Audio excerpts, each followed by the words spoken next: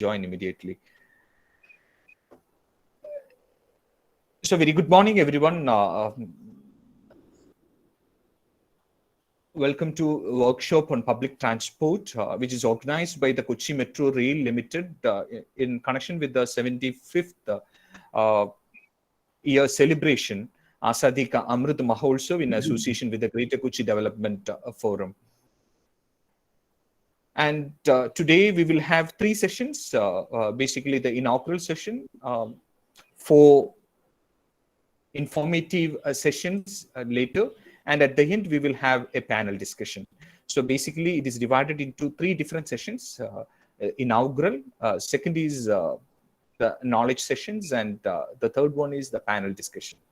And for the inaugural ceremony, we have Sri P. Rajiv, Honorable Minister for Industries, Law, Choir of the Government of Kerala. We assume that he will join immediately to inaugurate the program, and we have Sri Shaji Janardhan, who will share the keynote address for today during the inaugural ceremony, and Reverend Dr. Gigi Jonama Xavier, the principal of St. Xavier's College, have informed us that she is unable to join because of she is tested positive, and she is not well on today. And she have deputed Professor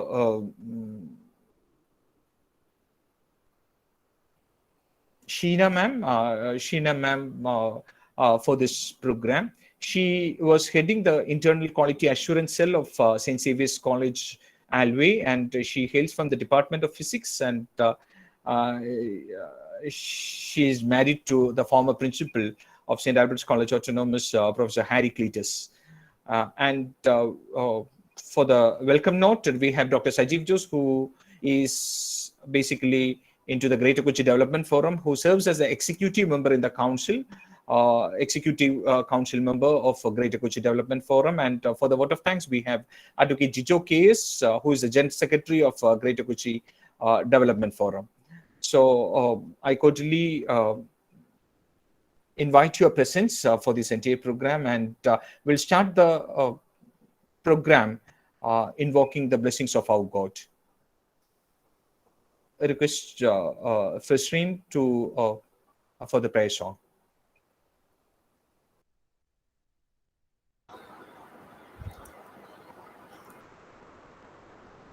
Listener. വിജ്ഞാനത്തിൻ കതിരുകൾ ചൊരിയും വിശ്വത്തിന്റെ വിധാതാവേ, അജ്ഞതയാൽ നിഴൽ മൂടിയ മനസ്സിൽ അറിവിൻ തിരികൾ തെളിക്കൂ, അറിവിൻ തിരികൾ തെളിക്കൂ. വിജ്ഞാനത്തിൻ കതിരുകൾ ചൊരിയും വിശ്വത്തിന്റെ വിധാതാവേ, അജ്ഞതയാൽ നിഴൽ മൂടിയ മനസ്സിൽ അറിവിൻ തിരികൾ തെളിക്കൂ, അറിവിൻ തിരികൾ തെളിക്കൂ. സത്യമഹിംസാധർമ്മം ഞങ്ങളുടെ ഹൃദയമിടിപ്പിന്നാദം, സത്യമഹിംസാധർമ്മം ഞങ്ങളുടെ ഹൃദയമിടിപ്പിന്നാദം. ഒരു പുതുജീവൻ നാടിനു പകരാൻ നന്മ നിറഞ്ഞവരാകാം, ഒരു പുതുജീവൻ നാടിനു പകരാൻ നന്മ നിറഞ്ഞവരാകാം. വിജ്ഞാനത്തിൻ കതിരുകൾ ചൊരിയും വിശ്വത്തിന്റെ വിധാതാവേ, അജ്ഞതയാൽ നിഴൽ മൂടിയ മനസ്സിൽ അറിവിൻ തിരികൾ തെളിക്കൂ, അറിവിൻ തിരികൾ തെളിക്കൂ. Thank you. I cordially invite Dr. Sajiv Jose, who is the Executive Council member of Greater Kochi Development Forum, to deliver the welcome note. Good morning, all of you. Public transportation contributes to a healthier environment by improving air quality and reducing oil consumption. And the Kochi city is growing in a faster pace. And we know everywhere in the society we can see heavy traffic blocks. So to avoid these traffic blocks,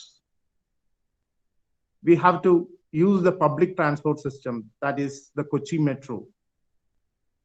Kochi Metro, which is safe, fast, economic, and easy to travel. So to promote public transport system in connection with the Azadi Ka Amrit Mahotsav, the Kochi Metro Rail Limited and the Greater Cochin Development Forum, joined with St. Saviour's College for Women, Alway, is organizing a workshop on public transport. So first of all, I welcome the chief guest of this function, Sri P. Rajiv, our Honorable Minister for Industries, Law and Choir, Government of Kerala. He'll be joining soon. I cordially welcome him to this function.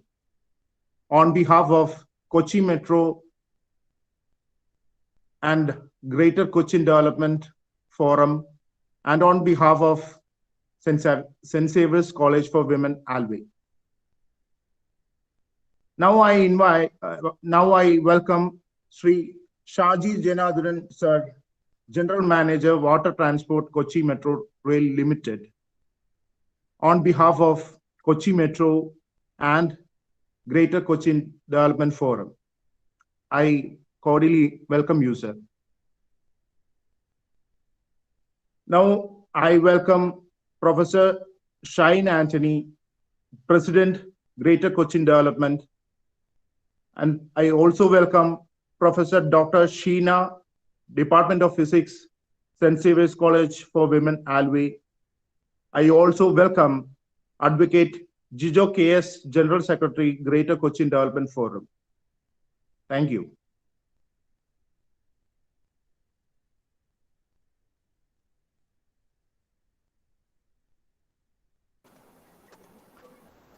Thank you very much, sir. And now I invite our keynote address speaker, Shaji PJ, who serves as a General Manager, Water Transport of Water Metro of Kochi Metro Rail Limited. Over to you, Shaji, sir.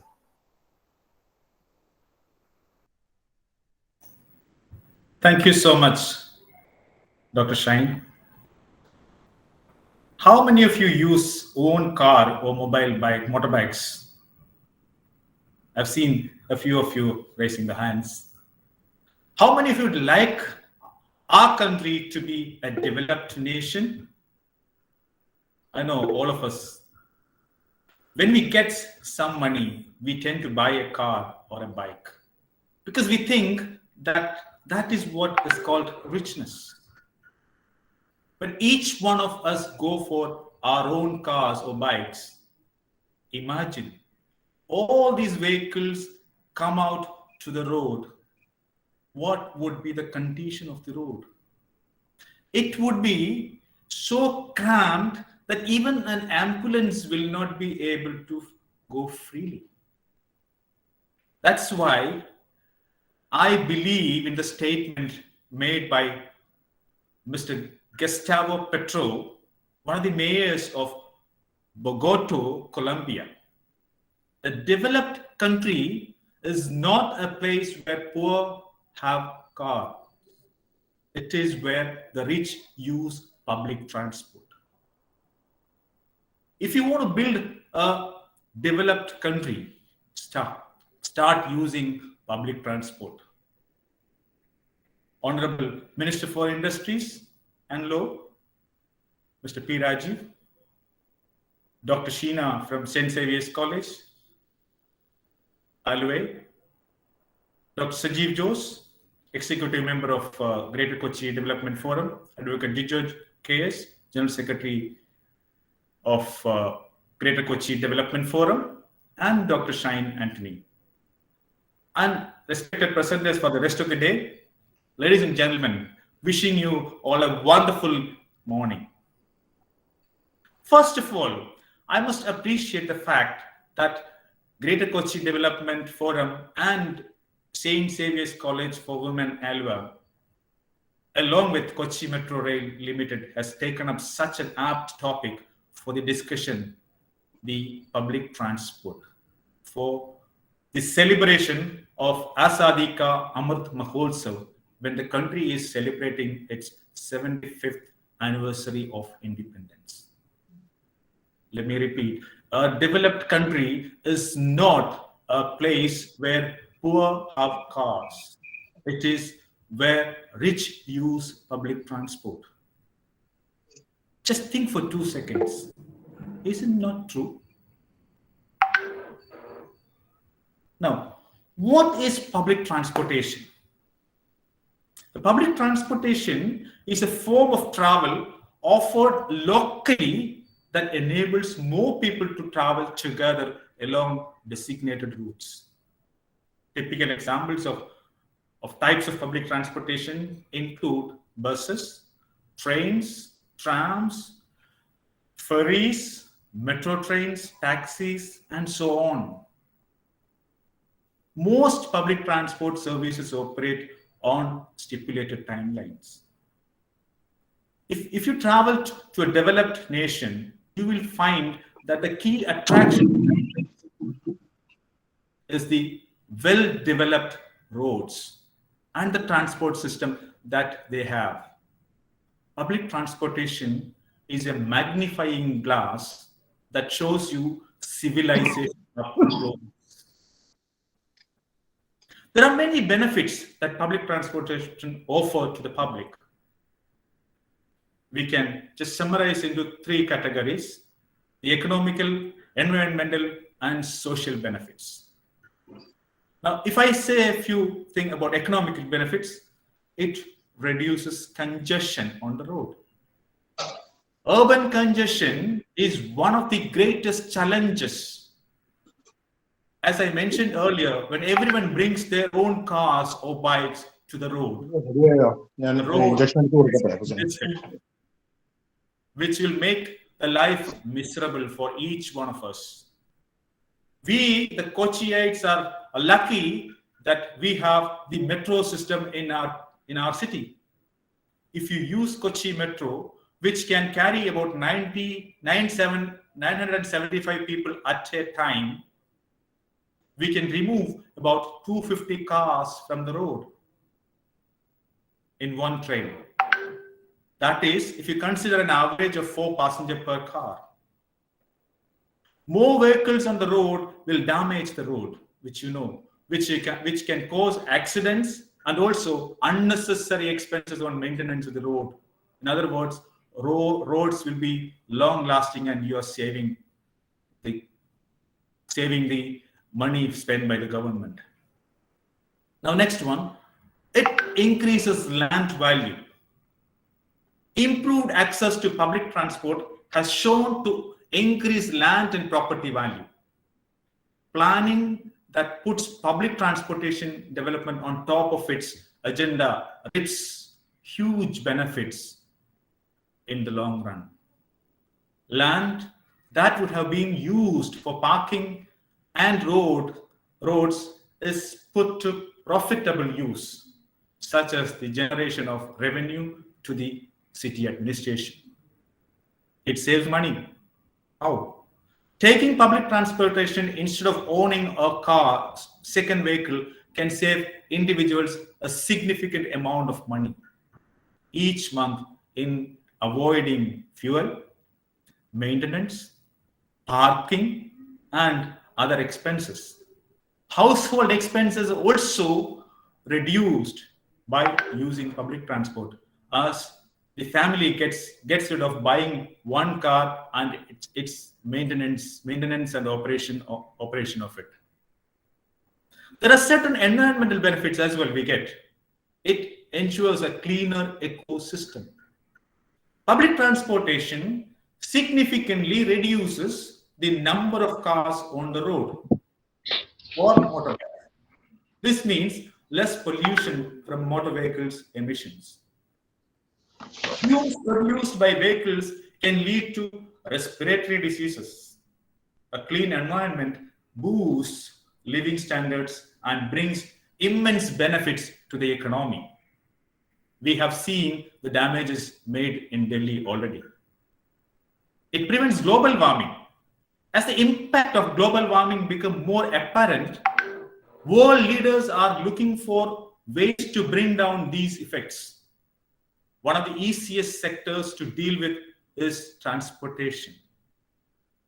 And this involves having fewer automobiles on the road. Cars emit greenhouse gases, which are,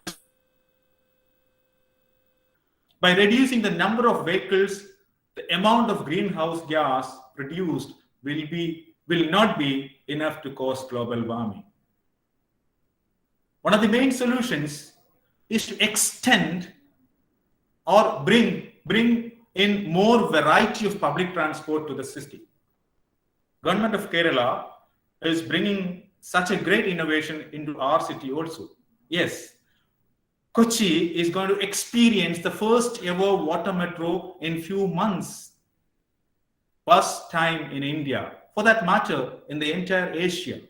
Such electrically propelled hybrid air-conditioned vessels with metro-like experiences are going to come into existence. This system is going to connect the islands around Kochi. When it operates to its full capacity, it is expected to bring in a modal shift of about 1 lakh people from road to the inland waters, which will surely reduce the road congestion of the islanders and around the mainland of Kochi. Since there is a minimum emission or discharge from the ferries, it is estimated to save around 114 tons of carbon monoxide and about 16,000 tons of carbon dioxide and a good amount of particulate matters also in a year. That is the kind of benefits it is going to bring in. Now, when I talk about a few social benefits, it improves health. Bringing health policies in line with transport can significantly reduce the burden on health services by encouraging active lifestyles. Public transport ensures citizens are at their best health-wise by encouraging them to walk to the bus or railway stations. At the same time, alleviating the stress that comes with driving a car on a congested road. Research learns that every hour spent driving a car increases the possibility of obesity by more than 6%. And it frees up time. In public transportation, as someone else is doing the driving, which allows riders to free up a significant amount of time and attention and spend the transit time reading, working, studying, or being entertained instead of having to watch the road with a stressful mind. It can also reduce the time. When driving an automobile, one cannot sleep, cannot read, write, or relax, or do anything that transit takers are able to do. Public transportation is obviously safer mode. Taking public transport is safer than driving a car or a bike, considering not only the safety of the vehicles that are maintained on a regular basis than a personal car, but also driving habits and training of the operators that is given to the public transport system. A person can reduce his or her chance of being in an accident by more than 90% simply by taking public transport as opposed to commuting by car or motorbike. One factor that is consistently ignored yet contributes more greenhouse emissions is the personal transportation. Driving personal cars, to be precise. These living in highly populated cities feel the impact of emissions by vehicles. We have seen the impact to a great extent in New Delhi. They were actually using odd number, even number cars on alternate days. And with technology traveling at long bursting speed, coupled with rapidly expanding middle class, car ownership is projected to skyrocket. This means the universe will be polluted more than ever. The only way to reverse this trend is the adoption of public transportation.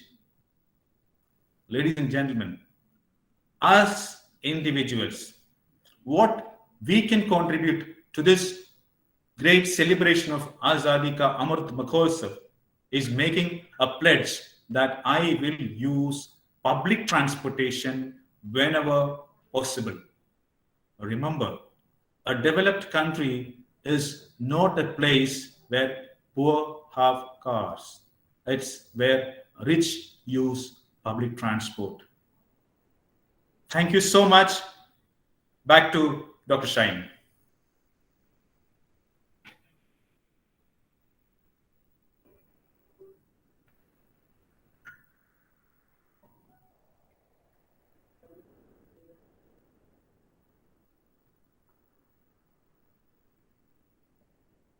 Dr. Shine?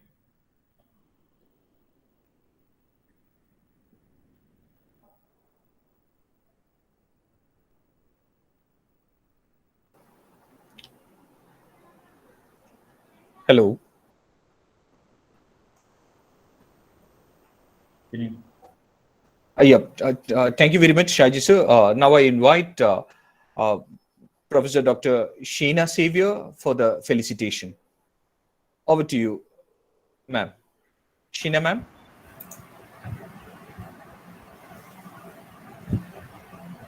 Thank you, Shine.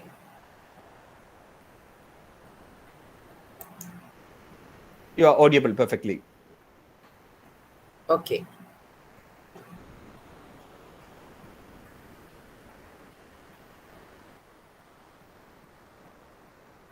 Good morning to all.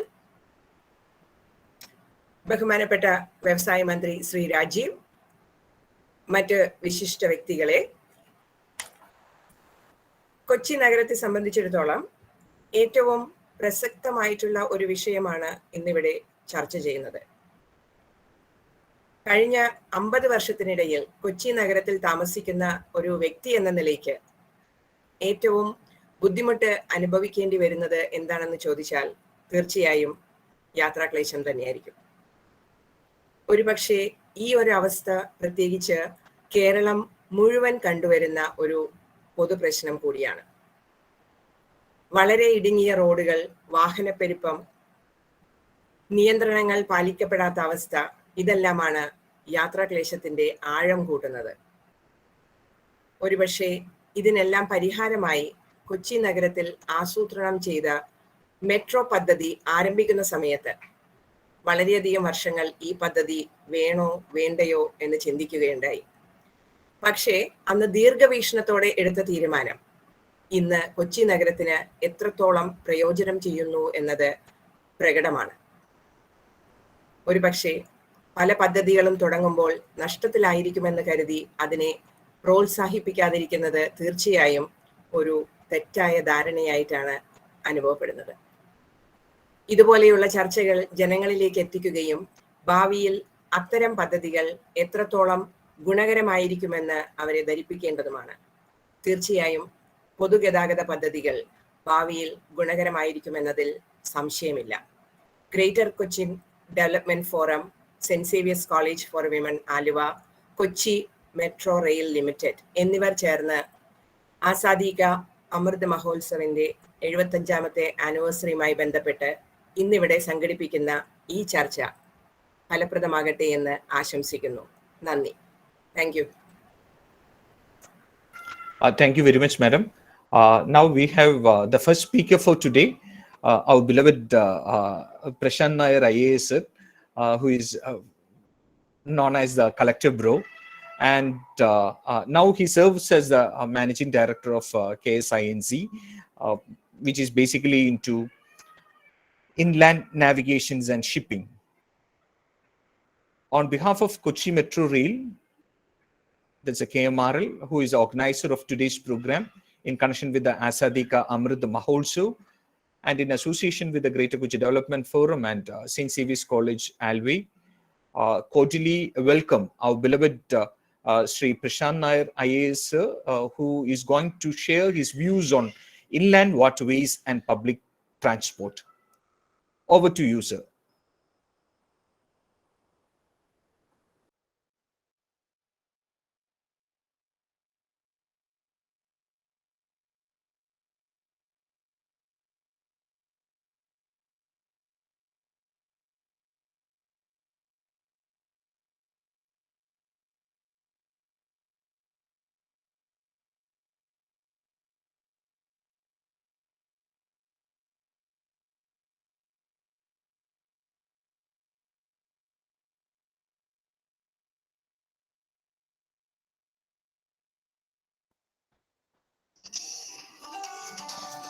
Hello.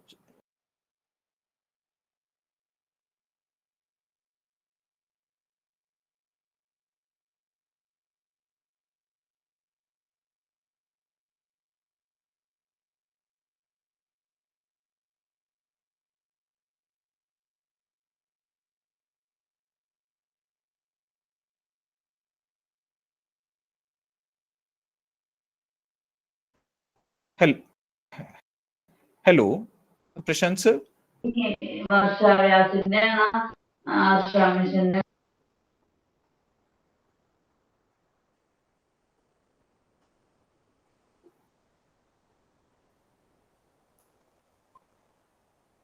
think Prashant he is sir, not in the hello. list. Prashant sir is not in the list, I think.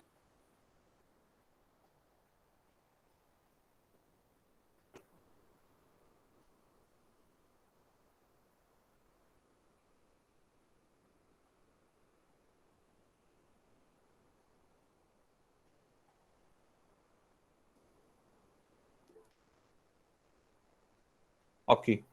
So he have informed that he will join immediately.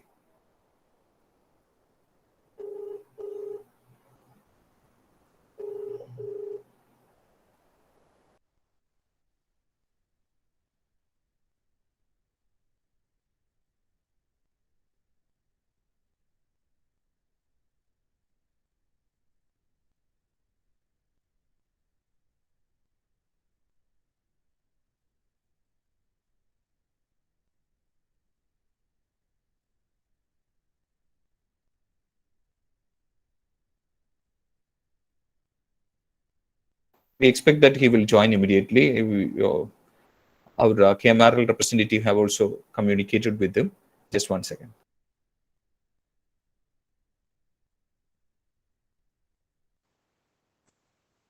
Can we ask a question to Shaji Janardhan? Okay. Yeah, sir, hearty welcome once again. We have shared a welcome note to you, Prashant sir. Prashant sir, very good morning, sir. Very good morning, sir. So on behalf of the Kochi Metro Rail Limited and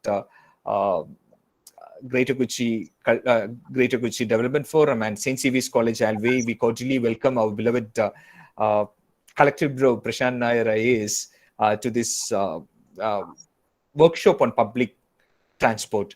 And our beloved Collector Bro is going to share his views on with regard to inland waterways and public transport. Over to you, sir. Prashant Nair IAS. Thank you. Good morning to all of you. Hope I'm audible. Yes, sir. Perfectly, sir. Yeah. Thank you. Thank you.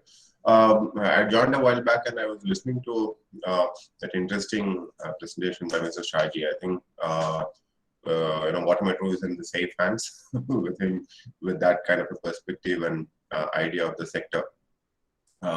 As he rightly said, public transportation is what determines the quality of that place. Having big cars and big private vehicles doesn't really determine. For instance, if you have been to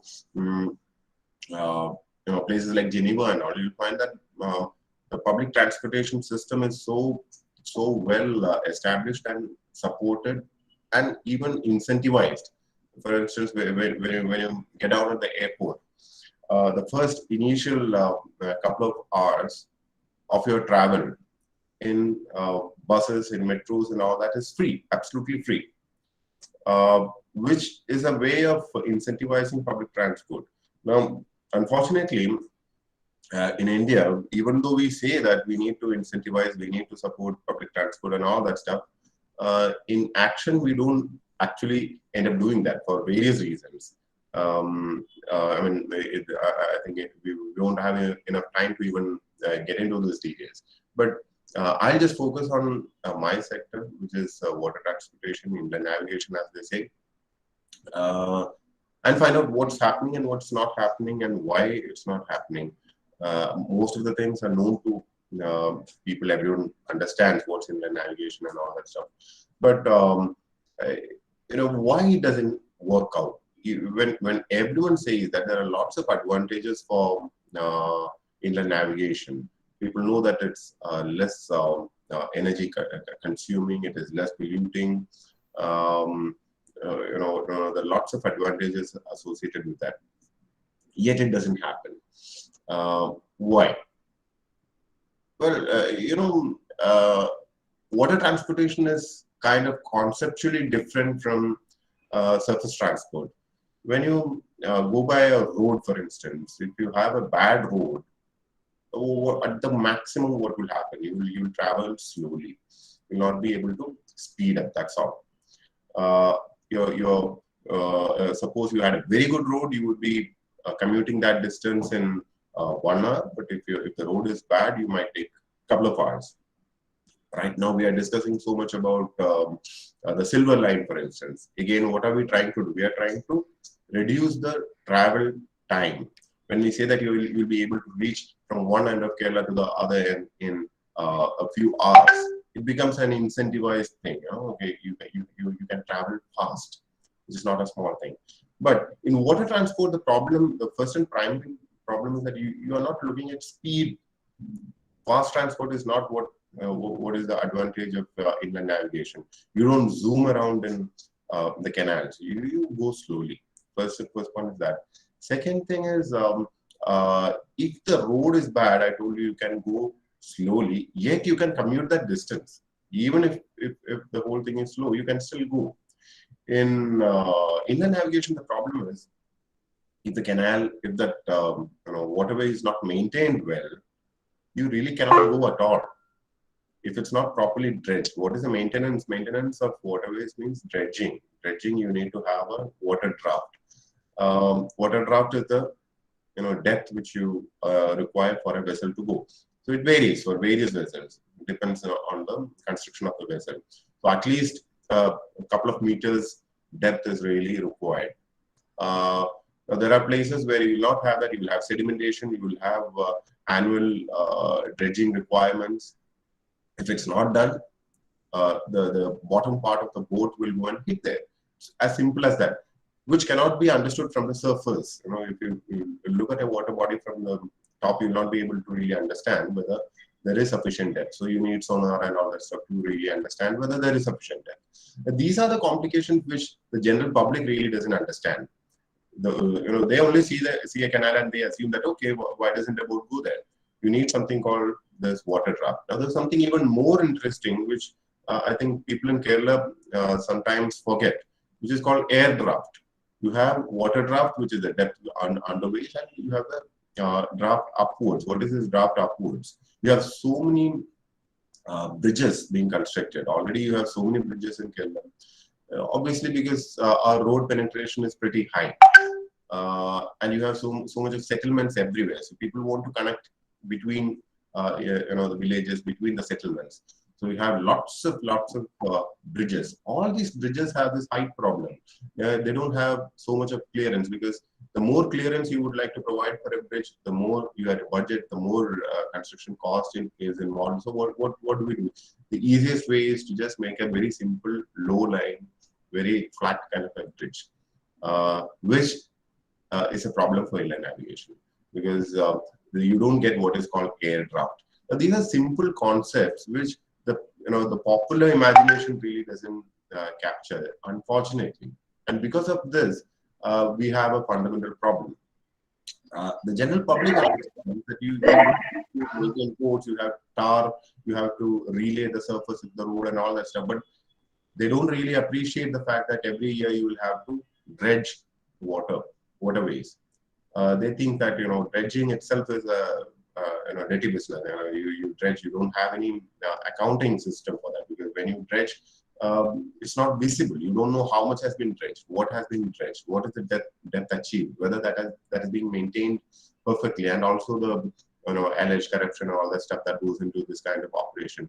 These are fundamental, I'll say society-based mental issues, which at the end of the day have a huge impact on inland navigation. The potential is huge, as rightly mentioned, but then the other problem is that when you take up cargo and goods transfer, you'll have 2 points from one point where you have to do the loading and another place where you have to do unloading. Now that involves more labor. Now in Kerala context, you know that labor becomes a contentious issue. Just to avoid this, interaction with two labor components, loading and unloading, what generally people do is they prefer to have a road transportation where you got just one single point of contact with the labor party. These are the issues which have a practical implication. Now, in Kerala, you have got these waterways that are maintained by the Affordability. Then you have also got the ones that are maintained by the irrigation department and all that.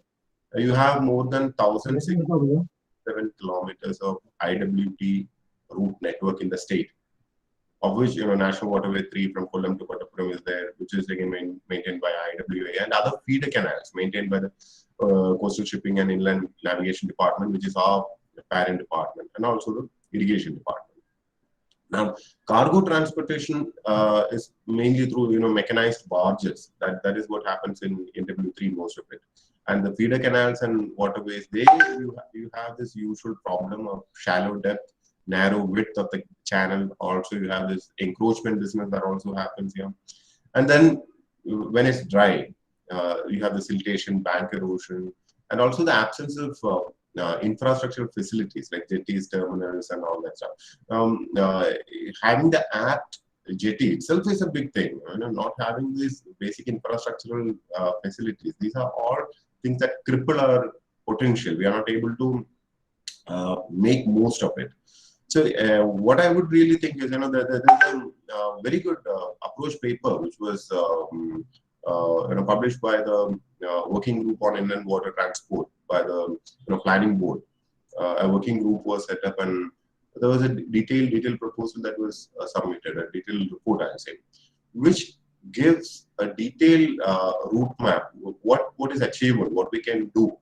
And I think if we are able to achieve at least or implement at least half of what was suggested in that report, probably we'll have a major revolution in the water sector in Kerala. One is full-fledged waterway development by the IWA. IWA itself has to, take up their own channel upgradation to another level, which is quite possible.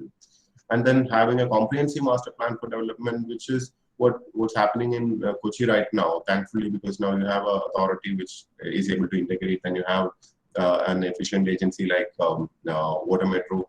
These things, and also you're using modern technology. Basically, it's called fairway development, as they say.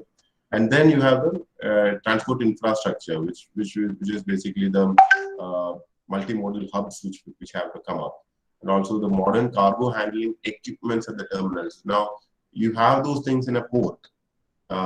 But have you ever seen this kind of facility coming up for inland transportation? It's very, very minimal. Because we are into this business and we do have tie-ups with the FSCT or KMRL and all that. So we do understand the difficulties which occur while transportation cargo. And most importantly, I think we need to also move into hybrid vessels with greener fuel, CNG or solar. Solar boats are also coming up in a big way, especially in the tourism sector. KSINC is also introducing a few new vessels with solar powered or at least hybrid, if not fully solar. Now, and having training institutions and also making a few policy level interventions, some of which have happened. For instance, the Maritime Board has come into position. And incentivizing cargo. You have to give an incentive for cargo movement in water bodies, because I told you there are certain things that work against this model, which is a labor component and all that. And there is a viability gap which will always be there. So that viability gap funding has to be provided. Also, trying to push for mandatory movement of hazardous cargo and also a certain percentage of bulk cargo through water mode. Wherever you have that option of waterway, that is also something that's worth taking up. And now the good thing is that now you have got funding from, say, KIFBI or funding from Sagarmala, for instance. You can also go for PPP funding for terminal construction, operation, vessel operation, all this stuff. And then having the subsidy scheme for inland water transport vessels. You have a subsidy scheme again being run by the central government. And even alternate sourcing and VGF. VGF is very important. I think if we have all these things being taken care from multiple directions, I'm sure there will be a huge difference, a huge impact, and also a substantial shifting of transportation to the water sector, especially leisure kind of transport, especially tourism kind of transport.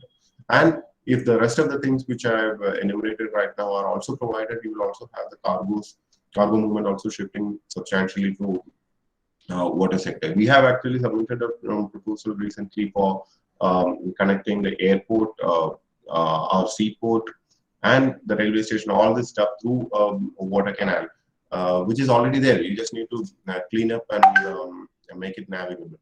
So these kind of innovative stuff also, if we are able to take up, I think there would be a major impact. And I think Kerala is one state which is uniquely placed where you have all this potential. It's just waiting to be taken and implemented. I think today, when you're organizing such a function and event and having this kind of a serious discussion, that itself shows that we are probably moving towards that right direction. So I wish all the very best to the organizers, and I convey my best regards for making such a meeting, such a discussion happen. Thank you so much, and I'm really sorry that I'm not able to stay throughout because I have a meeting which is coming up. So thank you, Shane. Thank you so much, and thank you all the listeners out here. Have a good day. Thank you very much. So on behalf of Kochi Metro Rail Limited and Greater Kochi Development Forum and our co-host, our St. Xavier's College Alway, we wholeheartedly thank for your presence and insightful sharing session. Thank you very much, sir. And we are moving to the next session.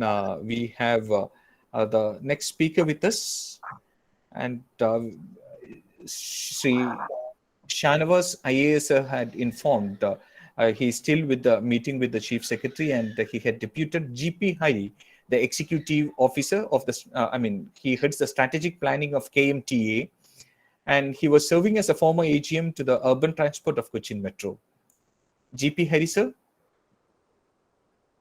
GP Hari? Namaskaram, ellavarkkum namaskaram. Hearty welcome, sir. Hearty welcome. Thank you. So now I invite our beloved speaker for the next session, GP Hari, sir, to share on integrated public transport system for Kochi. Over to you, sir. The next 30 minutes is for you. Okay. എല്ലാവർക്കും നമസ്കാരം ഒരിക്കൽ കൂടി. ആദ്യമായിട്ട് നമ്മുടെ ഇത് organise ചെയ്ത കൊച്ചി മെട്രോയ്ക്കും അതുപോലെ Kochi development ഈ ഫോറത്തിനും ആദ്യമായിട്ട് നന്ദി അറിയിക്കുകയാണ്. ഷാനവാസ് സാറ് നേരത്തെ പറഞ്ഞ പോലെ ചീഫ് സെക്രട്ടറി ആയിട്ട് ഒരു വളരെ ഇമ്പോർട്ടൻ്റ് ആയിട്ടുള്ള നമ്മുടെ ഒരു ഹൈഡ്രജൻ ഫ്യൂവൽ റിലേറ്റഡ് ആയിട്ടുള്ള ഒരു ഇമ്പോർട്ടൻറ്റ് മീറ്റിങ്ങിൽ പാർട്ടിസിപ്പേറ്റ് ചെയ്യുന്നത് കൊണ്ട് അദ്ദേഹത്തിന് പങ്കെടുക്കാൻ കഴിഞ്ഞില്ല. അപ്പോൾ ഒരു ചെറിയൊരു പ്രസന്റേഷൻ ഉണ്ട്, ഒരു 25 സ്ലൈഡ് പ്രസന്റേഷൻ ഉണ്ട്. സബ്ജക്റ്റ് ഇന്റഗ്രേഷൻ ആണ്, multi modal transport integration for Kochi. നേരത്തെ പറഞ്ഞ അതേ സബ്ജക്റ്റിൽ തന്നെ ഉറച്ചിട്ടുള്ള ഒരു 25 സ്ലൈഡ്സ് ഉണ്ട്. ഞാൻ സ്ലൈഡ്സ് കൊടുക്കാം. എനിക്ക് വന്ന് ഷൈൻ ആന്റണി സാറിന് എനിക്ക് ഏതെങ്കിലും കാരണവശാൽ കിട്ടിയില്ലെങ്കിൽ അവിടുന്ന് പ്രസന്റ് ചെയ്യാനും പറ്റും തോന്നുന്നു. എന്തായാലും ഞാൻ ഇവിടുന്ന് ഒന്ന് ട്രൈ ചെയ്ത് നോക്കാം.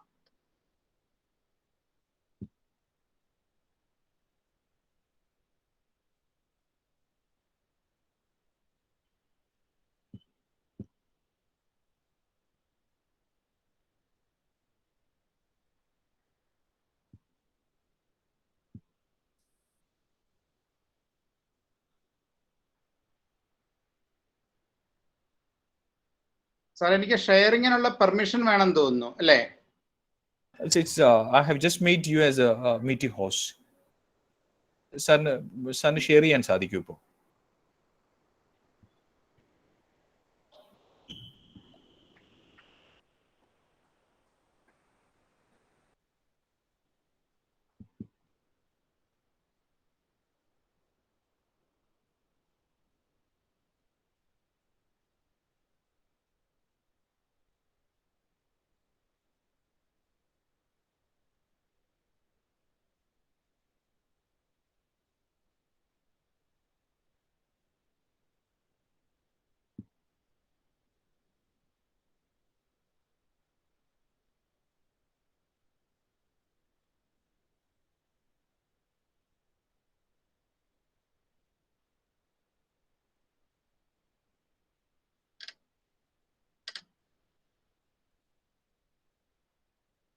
ഇപ്പൊ പ്രസന്റേഷൻ കാണാൻ പറ്റുന്നുണ്ടോ? Not yet, sir. Not yet. ഈ സ്ക്രീനിൽ you are presenting to everyone വരുന്നുണ്ട്.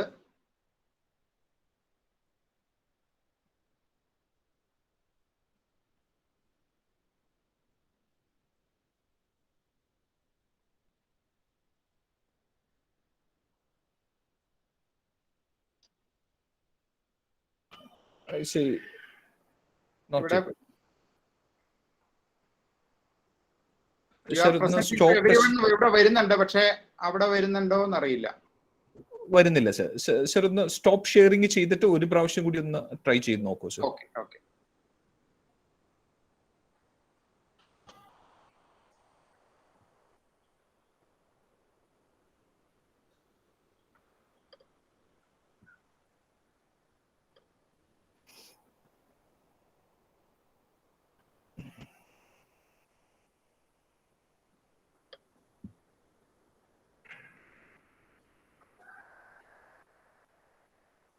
എനിക്ക് ഷെയർ ഓപ്ഷൻ ഒന്നും കൂടെ തരാമോ? ഇപ്പൊ ഷെയർ ഓപ്ഷൻ നേരത്തെ കിട്ടിയിരുന്നു.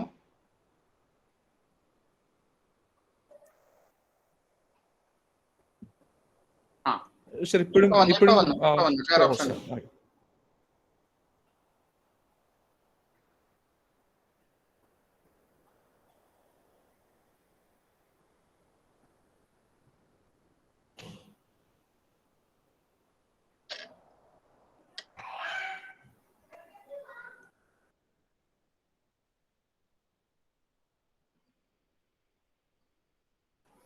സർ ഇപ്പോൾ വിസിബിൾ ആണ് സർ. സർ ഇനി പവർ പോയിന്റ് ഓപ്പൺ ചെയ്താൽ മതി സർ. ആ പവർ പോയിന്റ് എടുത്താൽ മാത്രം മതി. ഓക്കെ.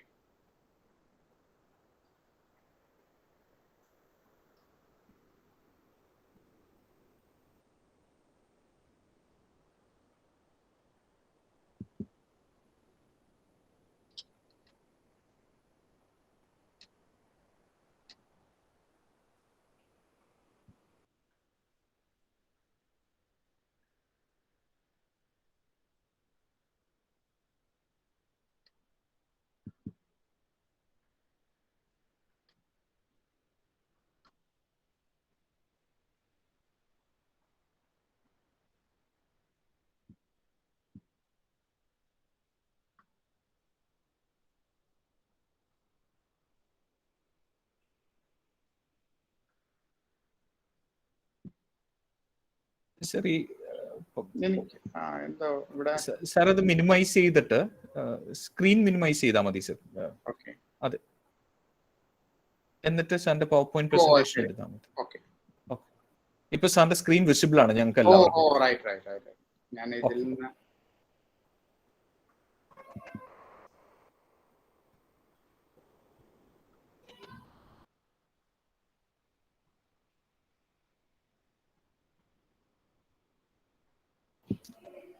വിസിബിൾ ആണ് സർ. ഇപ്പൊ കാണാം അല്ല? Perfectly. Yeah, over to you sir. Okay, അപ്പൊ നമ്മുടെ ഇന്നത്തെ subject integrated multi modal transport for Kochi എന്നാണ്. നമുക്ക് ആദ്യമായിട്ട് അതിന്റെ ഒരു ഗ്ലോബൽ ചലഞ്ചസ് നോക്കാം. അത് ഇന്ത്യ, കേരളം അല്ലെങ്കിൽ കൊച്ചി എന്നുള്ളതല്ല, പൊതുവെ ഒരു ഗ്ലോബൽ ചേഞ്ച് നോക്കുകയാണെന്നുണ്ടെങ്കിൽ നമ്മുടെ ഗ്ലോബൽ പോപ്പുലേഷന്റെ 50% ആൾക്കാര് നഗരങ്ങളിലാണ് താമസിക്കുന്നത്. അത് ആ ഒരു 50% നിന്നും ഒരു 70% വന്നേക്കാം 2050 കൂടി. അതായത് ഇനി വരാനിരിക്കുന്ന ഒരു 30 വർഷം കൊണ്ട് നമ്മൾ 70% ആൾക്കാരും സിറ്റിയിലായിരിക്കും താമസിക്കുക. ഇന്നത്തെ നിലയിൽ ഒരു ബിസിനസ് ആസ് യൂഷ്വൽ മോഡലിലാണ് പോകുന്നതെന്നുണ്ടെങ്കിൽ നമുക്ക് എന്തൊക്കെ ചലഞ്ചസ് ആണ് ഉണ്ടാവുക എന്നുള്ളതാണ്. ഒന്ന്, ഇൻഫ്രാസ്ട്രക്ചർ ഗ്യാപ്പ്. അതായത് നമുക്ക് റോഡുകൾ വേണം, MRTS വേണം, ലാസ്റ്റ് മൈൽ കണക്ടിവിറ്റി വേണം, ആൾക്കാർക്ക് ഇൻഫോംഡ് ട്രാൻസിറ്റ് വേണം, ഇങ്ങനെയുള്ള പല കാര്യങ്ങളുണ്ട്. ട്രാഫിക് കൺജഷൻ, നേരത്തെ പല പ്രാവശ്യം ശ്രീ ഷാജി പറഞ്ഞ പോലെ ട്രാഫിക് കൺജഷൻ വളരെ ഒരു കീ ഫാക്ടറാണ് അഡ്രസ് ചെയ്യേണ്ടത്. എയർ പൊല്യൂഷൻ, നമ്മുടെ പ്രത്യേകിച്ച് അതിനെപ്പറ്റി ഒന്നും പറയേണ്ട. എയർ പൊല്യൂഷൻ മാത്രമല്ല, അതിനോടൊപ്പം നോയിസ് പൊല്യൂഷനും ഉണ്ട്. അപ്പോൾ ഒരുപാട് ലിസ്റ്റ് ഔട്ട് ചെയ്തില്ല എന്ന് മാത്രം, കീ ആയിട്ടുള്ള മാത്രമേ എഴുതിയിട്ടുള്ളൂ. സോഷ്യൽ ഇൻക്ലൂഷൻ, അതായത് നമുക്ക് നമ്മുടെ സൊസൈറ്റിയിലെ എല്ലാവരെയും നമുക്ക് ഇൻക്ലൂസീവ് ആയിട്ട് നമുക്ക് കൊണ്ടുപോകാൻ പറ്റണം. ഇപ്പോഴും പാവപ്പെട്ടവരെ സംബന്ധിച്ചിടത്തോളം ഒരു പബ്ലിക് ട്രാൻസ്പോർട്ടില് ഒരു സാധാ നോൺ എയർ കണ്ടീഷൻഡ് ബസ്സിന് പോകാൻ പോലും അഫോർഡബിൾ ആയിട്ടുള്ള അല്ലാത്ത സാഹചര്യമാണ് നമുക്ക് ഇപ്പോഴത്തെ കോവിഡ് സിറ്റുവേഷൻ ആണെങ്കിലും അതല്ലെങ്കിലും. അതേപോലെ ബസ് ഓപ്പറേറ്റേഴ്സിനും ഈവൻ KSRTC അടക്കമുള്ള എല്ലാവരെയും നോക്കുകയാണെന്നുണ്ടെങ്കിലും ഈ ഫ്യൂവൽ പ്രൈസ് കൂടുന്നത്. അപ്പൊ അങ്ങനെ ഒരു എനർജി ലോക്കിൻ ഉണ്ട്. നമുക്ക് ഇവർ ഉദ്ദേശിച്ച രീതിയിലുള്ള എനർജി അവർക്ക് കിട്ടുന്നില്ല. നമുക്കൊരു ഡീസൽ പ്രൈസ് കൂടുന്നതനുസരിച്ച് നമുക്ക് ഫെയർ കൂട്ടണം. അങ്ങനെ ഫെയർ കൂട്ടുകയാണെങ്കിൽ പബ്ലിക് ട്രാൻസ്പോർട്ടിൽ നിന്ന് ആൾക്കാർ മാറും. അങ്ങനെയാണെങ്കിൽ ഗവൺമെന്റ് എന്തൊക്കെ ആക്ഷൻ എടുക്കാൻ പറ്റും, അങ്ങനെയുള്ള കാര്യങ്ങൾ. അതേപോലെ തന്നെ ഇതിന്റെ എക്കണോമിക് കോസ്റ്റ്, ഇതിന്റെ ഒരു ഫെയർ, അതൊരു വളരെ ഇമ്പോർട്ടൻറ്റ് കാര്യങ്ങളാണ്. പബ്ലിക് ട്രാൻസ്പോർട്ടിന്റെ ഫെയർ കൂടുന്തോറും ആൾക്കാർ കൂടുതലും പേഴ്സണലൈസ് ട്രാൻസ്പോർട്ടിലേക്ക് മൈഗ്രേറ്റ് ചെയ്യും. അതേപോലെ നമ്മൾ എയർ പൊല്യൂഷൻ, നോയിസ് പൊല്യൂഷൻ, ഇങ്ങനെയുള്ള പൊല്യൂഷൻ എല്ലാം നമുക്ക് ഒരു പരിധിവരെയൊക്കെ കുറയ്ക്കാൻ കഴിഞ്ഞു എന്നുണ്ടെങ്കിലും ഇതിൽ എംബഡഡ് എമിഷൻസ് ഉണ്ട്. ഇപ്പൊ പലപ്പോഴും ഇപ്പൊ നമുക്ക് വളരെ ആക്റ്റീവായിട്ടൊരു ചർച്ചയിലാണ് ഈ മൊബിലിറ്റി വന്നു കഴിഞ്ഞാലും, കേരളത്തിൽ ഈ മൊബിലിറ്റി വന്നു കഴിഞ്ഞാൽ ഒരുപക്ഷെ നമ്മുടെ ഹൈഡ്രോ ഇലക്ട്രിക് പവറും അല്ലെങ്കിൽ ഒരുപക്ഷെ സോളാറും ഒക്കെ നമുക്ക് ഉപയോഗിക്കാൻ പറ്റും എന്നിരിക്കലും 75% പവർ നമുക്ക് കേരളത്തിൽ നിന്ന് വരുന്നത് നാഷണൽ പവർ ഗ്രിഡിൽ നിന്നാണ്. അത് കൽക്കരി, കോൾ ബേസ്ഡ് സ്ഥലത്തു നിന്നാണ് വരുന്നത്. അപ്പൊ ഇങ്ങനെയുള്ള ഇവിടെ എമിഷൻ നേരിട്ട് വന്നില്ലെങ്കിലും നമുക്ക് കൊച്ചിയിൽ ഭാവിയിൽ നമുക്ക് സീറോ എമിഷൻ ആണെന്നുണ്ടെങ്കിലും, പൊല്യൂഷൻ, വെഹിക്കിൾ പൊല്യൂഷൻ സീറോ ആണെന്നുണ്ടെങ്കിലും, പക്ഷെ വേറെ എവിടെയോ നമുക്ക് വേണ്ടി പുകയ്ക്കുന്നുണ്ടാവണം. അതേപോലെ തന്നെ ഓപ്പറേഷണൽ എമിഷൻസ്, നമുക്ക് വണ്ടി ഓടിക്കുമ്പോഴാണെങ്കിലും, അതേപോലെ ഡെപ്പോ അങ്ങനെയുള്ള സ്ഥലങ്ങളിൽ ഈവൻ എഞ്ചിൻ ഓയിൽ നമ്മൾ എങ്ങനെ എത്രയോ ലിറ്റർ കണക്കിനുള്ള എഞ്ചിൻ ഓയിൽ ഇന്നിപ്പോ കേരളത്തിൽ ഒരു ദിവസം മാറ്റിക്കൊണ്ടിരിക്കുകയാണ്. ഇത് എന്താ ചെയ്യുന്നതെന്നും എവിടെയാണ് ഇത് റീസൈക്കിൾ ചെയ്യുന്നതെന്നും പ്രോപ്പറായിട്ട് ചെയ്യണ്ടോ, ഇങ്ങനത്തെ കാര്യങ്ങളെ കുറിച്ചൊന്നും നമുക്ക് അതിനെപ്പറ്റി അറിവില്ല. കേരളത്തിന്റെ ഒരു അർബനൈസേഷൻ ആണ്. നമ്മുടെ 70% പോപ്പുലേഷൻ ഉള്ളത് കേരളത്തിന്റെ പടിഞ്ഞാറൻ സൈഡിലാണ്. ഏതാണ്ട് 25 കിലോമീറ്റർ വീതിയിൽ വരുന്ന ആ ഒരു ഭാഗത്താണ്. ആ പിക്ചറിൽ ഒരു ബ്ലാക്ക് ലൈൻ കാണാം. ലാപ്ടോപ്പിലുള്ളവർക്ക് കാണാം, മൊബൈലിൽ ഉള്ളവർക്ക് കാണാൻ അല്പം ബുദ്ധിമുട്ടായിരിക്കാം. പിന്നെ നമുക്ക് നോക്കുകയാണെങ്കിൽ അർബൻ പോപ്പുലേഷൻ എല്ലാം വളരെ ഡിസ്ട്രിബ്യൂട്ടഡ് ആണ്. അത് നമുക്ക് എല്ലാവർക്കും അറിയാവുന്ന കാര്യമാണ്. അതേപോലെ നമ്പർ ഓഫ് അർബൻ ഏരിയാസ്, നമ്മുടെ ചെറിയ ചെറിയ ടൗണുകളൊക്കെ, നമ്പർ ഓഫ് ടൗണുകളുടെ എണ്ണം വളരെ കൂടി വരികയാണ്. നമുക്കിപ്പോൾ കേരളത്തിന്റെ ഏത് മുക്കിലും മൂലയിലും യാത്ര ചെയ്ത് കഴിഞ്ഞാൽ നമുക്കറിയാം നമ്മുടെ ചെറിയ ചെറിയ ടൗൺഷിപ്പുകൾ, അത് പലതും സെൽഫ് സസ്റ്റൈനബിൾ ആയിട്ടുള്ള ടൗൺഷിപ്പുകളാണ്. അങ്ങനെ ഒരുപാട് എല്ലാ വർഷവും അങ്ങനെ പുതിയതായിട്ട് വരുന്നുണ്ട്. ചില വളരെ കുഗ്രാമങ്ങളിൽ നിന്ന് വിചാരിച്ചിരുന്ന പല സ്ഥലങ്ങളും നമുക്കറിയാം 10 വർഷം കഴിഞ്ഞ് തിരിഞ്ഞു നോക്കുമ്പോൾ ഒരു ടൗൺ ആയിട്ട് മാറിയിട്ടുണ്ടാവും. അതേപോലെ തന്നെ നമുക്ക് ഈ ഒരു സ്പ്രെഡ് സിറ്റിയുടെ പെരിഫറൽ ഏരിയയിലേക്കും മാറുന്നുണ്ട്. ഇനി കേരളത്തിന്റെ അർബനൈസേഷന്റെ ആ ഒരു ഇത് നോക്കുകയാണെങ്കിൽ അതൊരു വളരെ ദൂരേക്ക് പോവുകയാണ്. ഈ ഇങ്ങനെയുള്ള ഒരു അർബനൈസേഷൻ എല്ലാം കംപ്ലീറ്റ്ലി ഡിസ്കണക്റ്റഡ് ആണ്. ഒരു ചെറിയൊരു റോഡ് ഉണ്ടാവും, അതൊരു വില്ലേജ് റോഡായിരിക്കാം, വളരെ വീതി കുറഞ്ഞ റോഡായിരിക്കാം, ഒരു നടപ്പാതയായിരിക്കാം. അത് മാത്രമല്ല ഇങ്ങനെ വളരെ സ്പ്രെഡ് ആയിട്ടാണ് വരുന്നത്. ഇത് വേൾഡ് റിസോഴ്സസ് ഇൻസ്റ്റിറ്റ്യൂട്ട് WRI അവര് കേരളത്തിന്റെ ഇത് GIS ഡാറ്റാബേസിൽ കൂടെ 2015-ലോ 16-ലോ ഡെവലപ്പ് ചെയ്തിട്ട് ഒരു ഇതാണ്. ഇതിൽ നമുക്ക് നടുവിലത്തെ പിക്ചറാണ് കൊച്ചിയിലത്തെ നമ്മുടെ ആ ഒരു അർബനൈസേഷൻ നോക്കുകയാണെങ്കിൽ നമുക്ക് ഫോർട്ട് കൊച്ചി, യഥാർത്ഥ കൊച്ചിയിലുള്ള ഒരു ഡെവലപ്മെന്റ് എന്ന് പറയുന്നത് ഒരു 1975-ല് ചെയ്തിരിക്കുന്ന ഒരു ചാര കളറില് കൊടുത്തിട്ടുണ്ട്. അതിനുശേഷം 1990 വരെയുള്ളത് യെല്ലോയിൽ കൊടുത്തിട്ടുണ്ട്.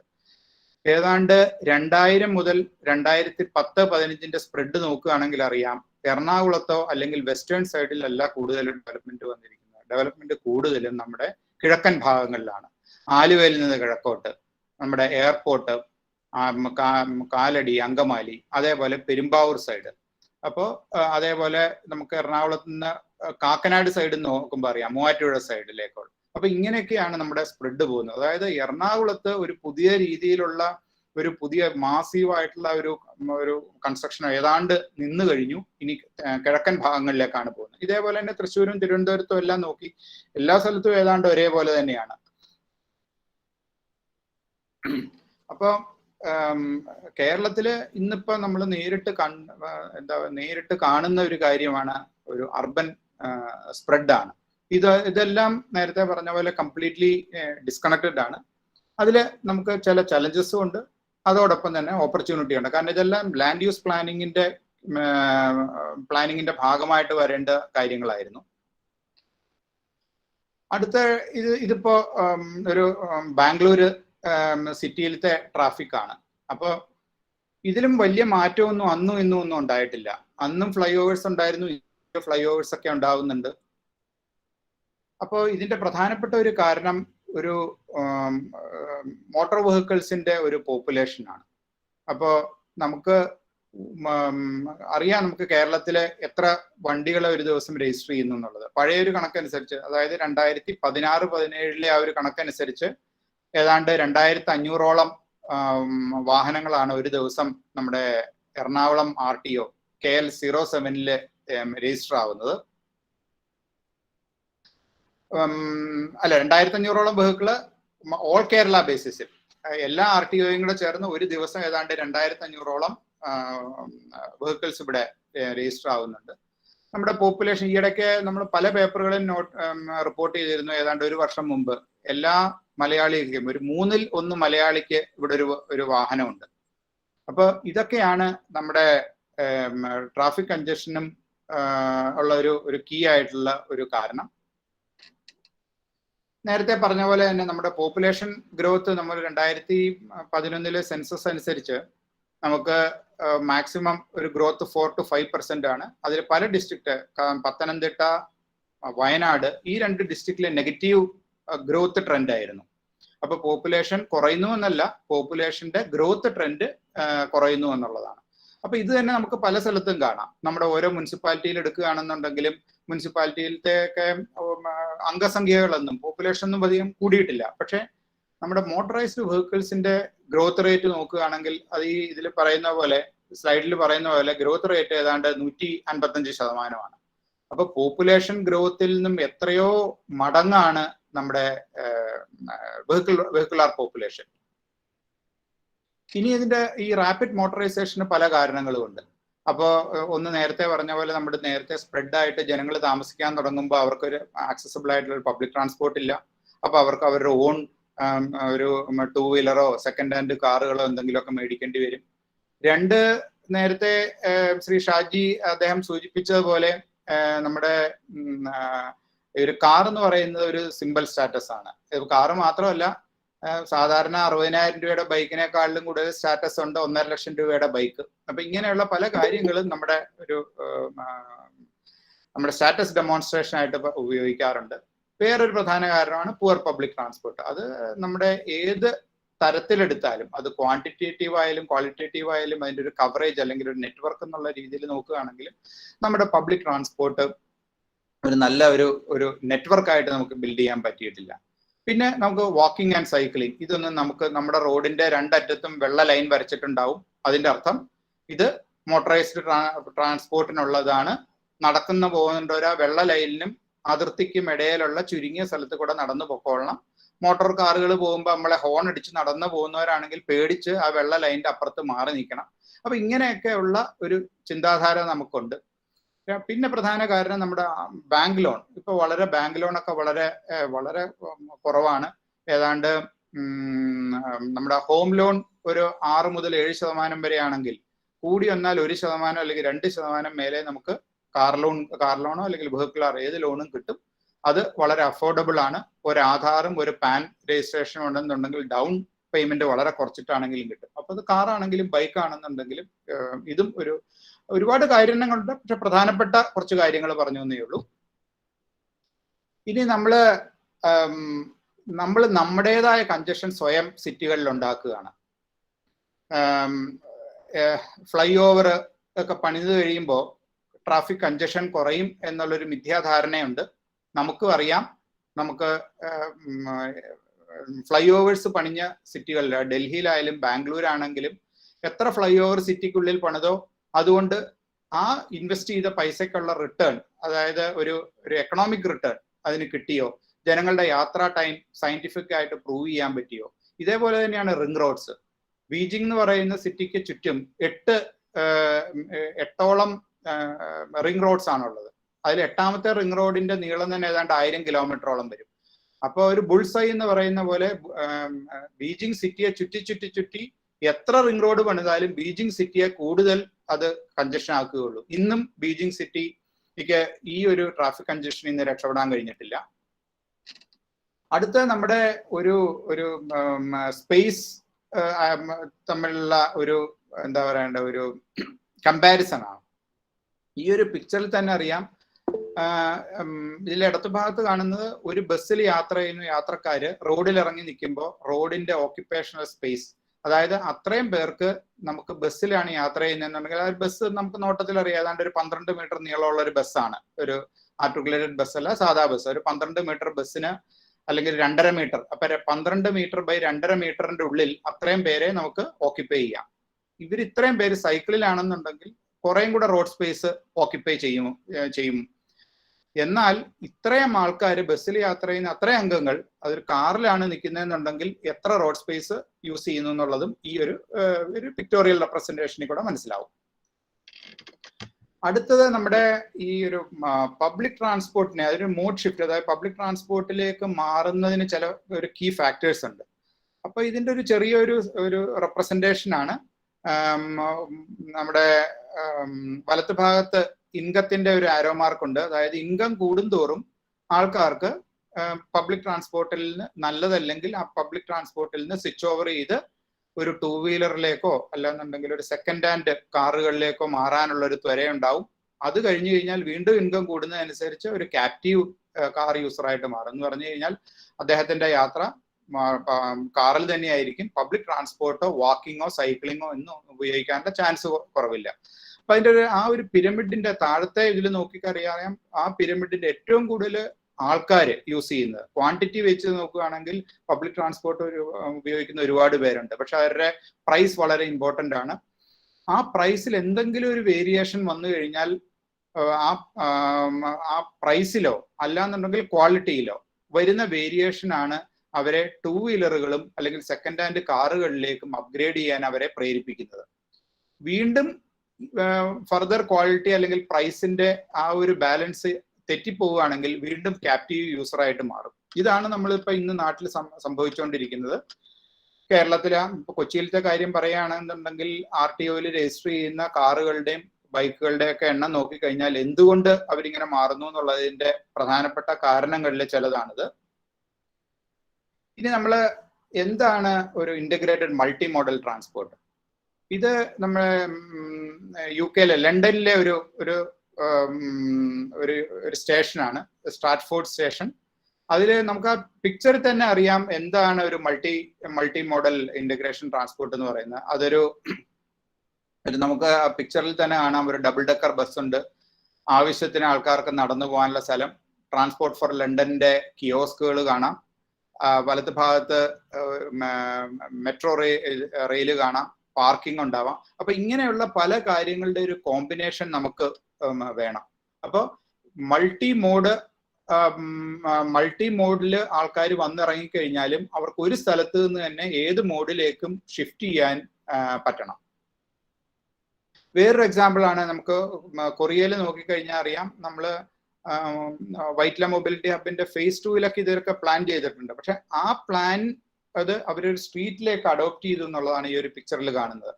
അവിടെ ഒരു സിറ്റി ബസ്സസിന്റെ റോഡിൽ തന്നെയുള്ള സിറ്റി ബസ്സസ്, അതോടൊപ്പം തന്നെ അതേ സ്ട്രീറ്റിൽ തന്നെയുള്ള റീജിയണൽ ബസ്സസ്, ഇത് രണ്ടും കൂടെ ഉള്ള ഇന്റഗ്രേഷൻ, അതോടൊപ്പം തന്നെ അതിന്റെ സബ്വേ, അതായത് അണ്ടർഗ്രൗണ്ട് മെട്രോ ആണ് അവിടെ, ആ സബ്വേയിലേക്കുള്ള ഇന്റഗ്രേഷൻ, ഇങ്ങനെയൊക്കെ കൊടുത്തിട്ടുള്ള ഒരുപാട്. അതിലെ ജംഗ്ഷൻ ഡിസൈനിങ് നോക്കിയാൽ അറിയാം, പബ്ലിക് ട്രാൻസ്പോർട്ട് പ്രൊമോട്ട് ചെയ്തിട്ട് അതിലെ സിയോള് പോലെയുള്ള നഗരമധ്യത്തിലെ ഏതാണ്ട് പകലെടുത്ത ഫോട്ടോയിൽ നമുക്ക് നോക്കിയാൽ അറിയാം എന്തുമാത്രം പേഴ്സണലൈസ് ട്രാൻസ്പോർട്ട് അതിനകത്തുണ്ടെന്നുള്ളത്. അപ്പോൾ ഈ വിധത്തിലുള്ള ഒരു ഇന്റഗ്രേഷൻ ഇതേപോലെ പബ്ലിക് ട്രാൻസ്പോർട്ടിനെ വളരെയധികം പ്രയോജനം ചെയ്യും. ഇതേപോലത്തെ വേറെ ചില എക്സാമ്പിൾ കൂടെ കാണിക്കുകയാണ്.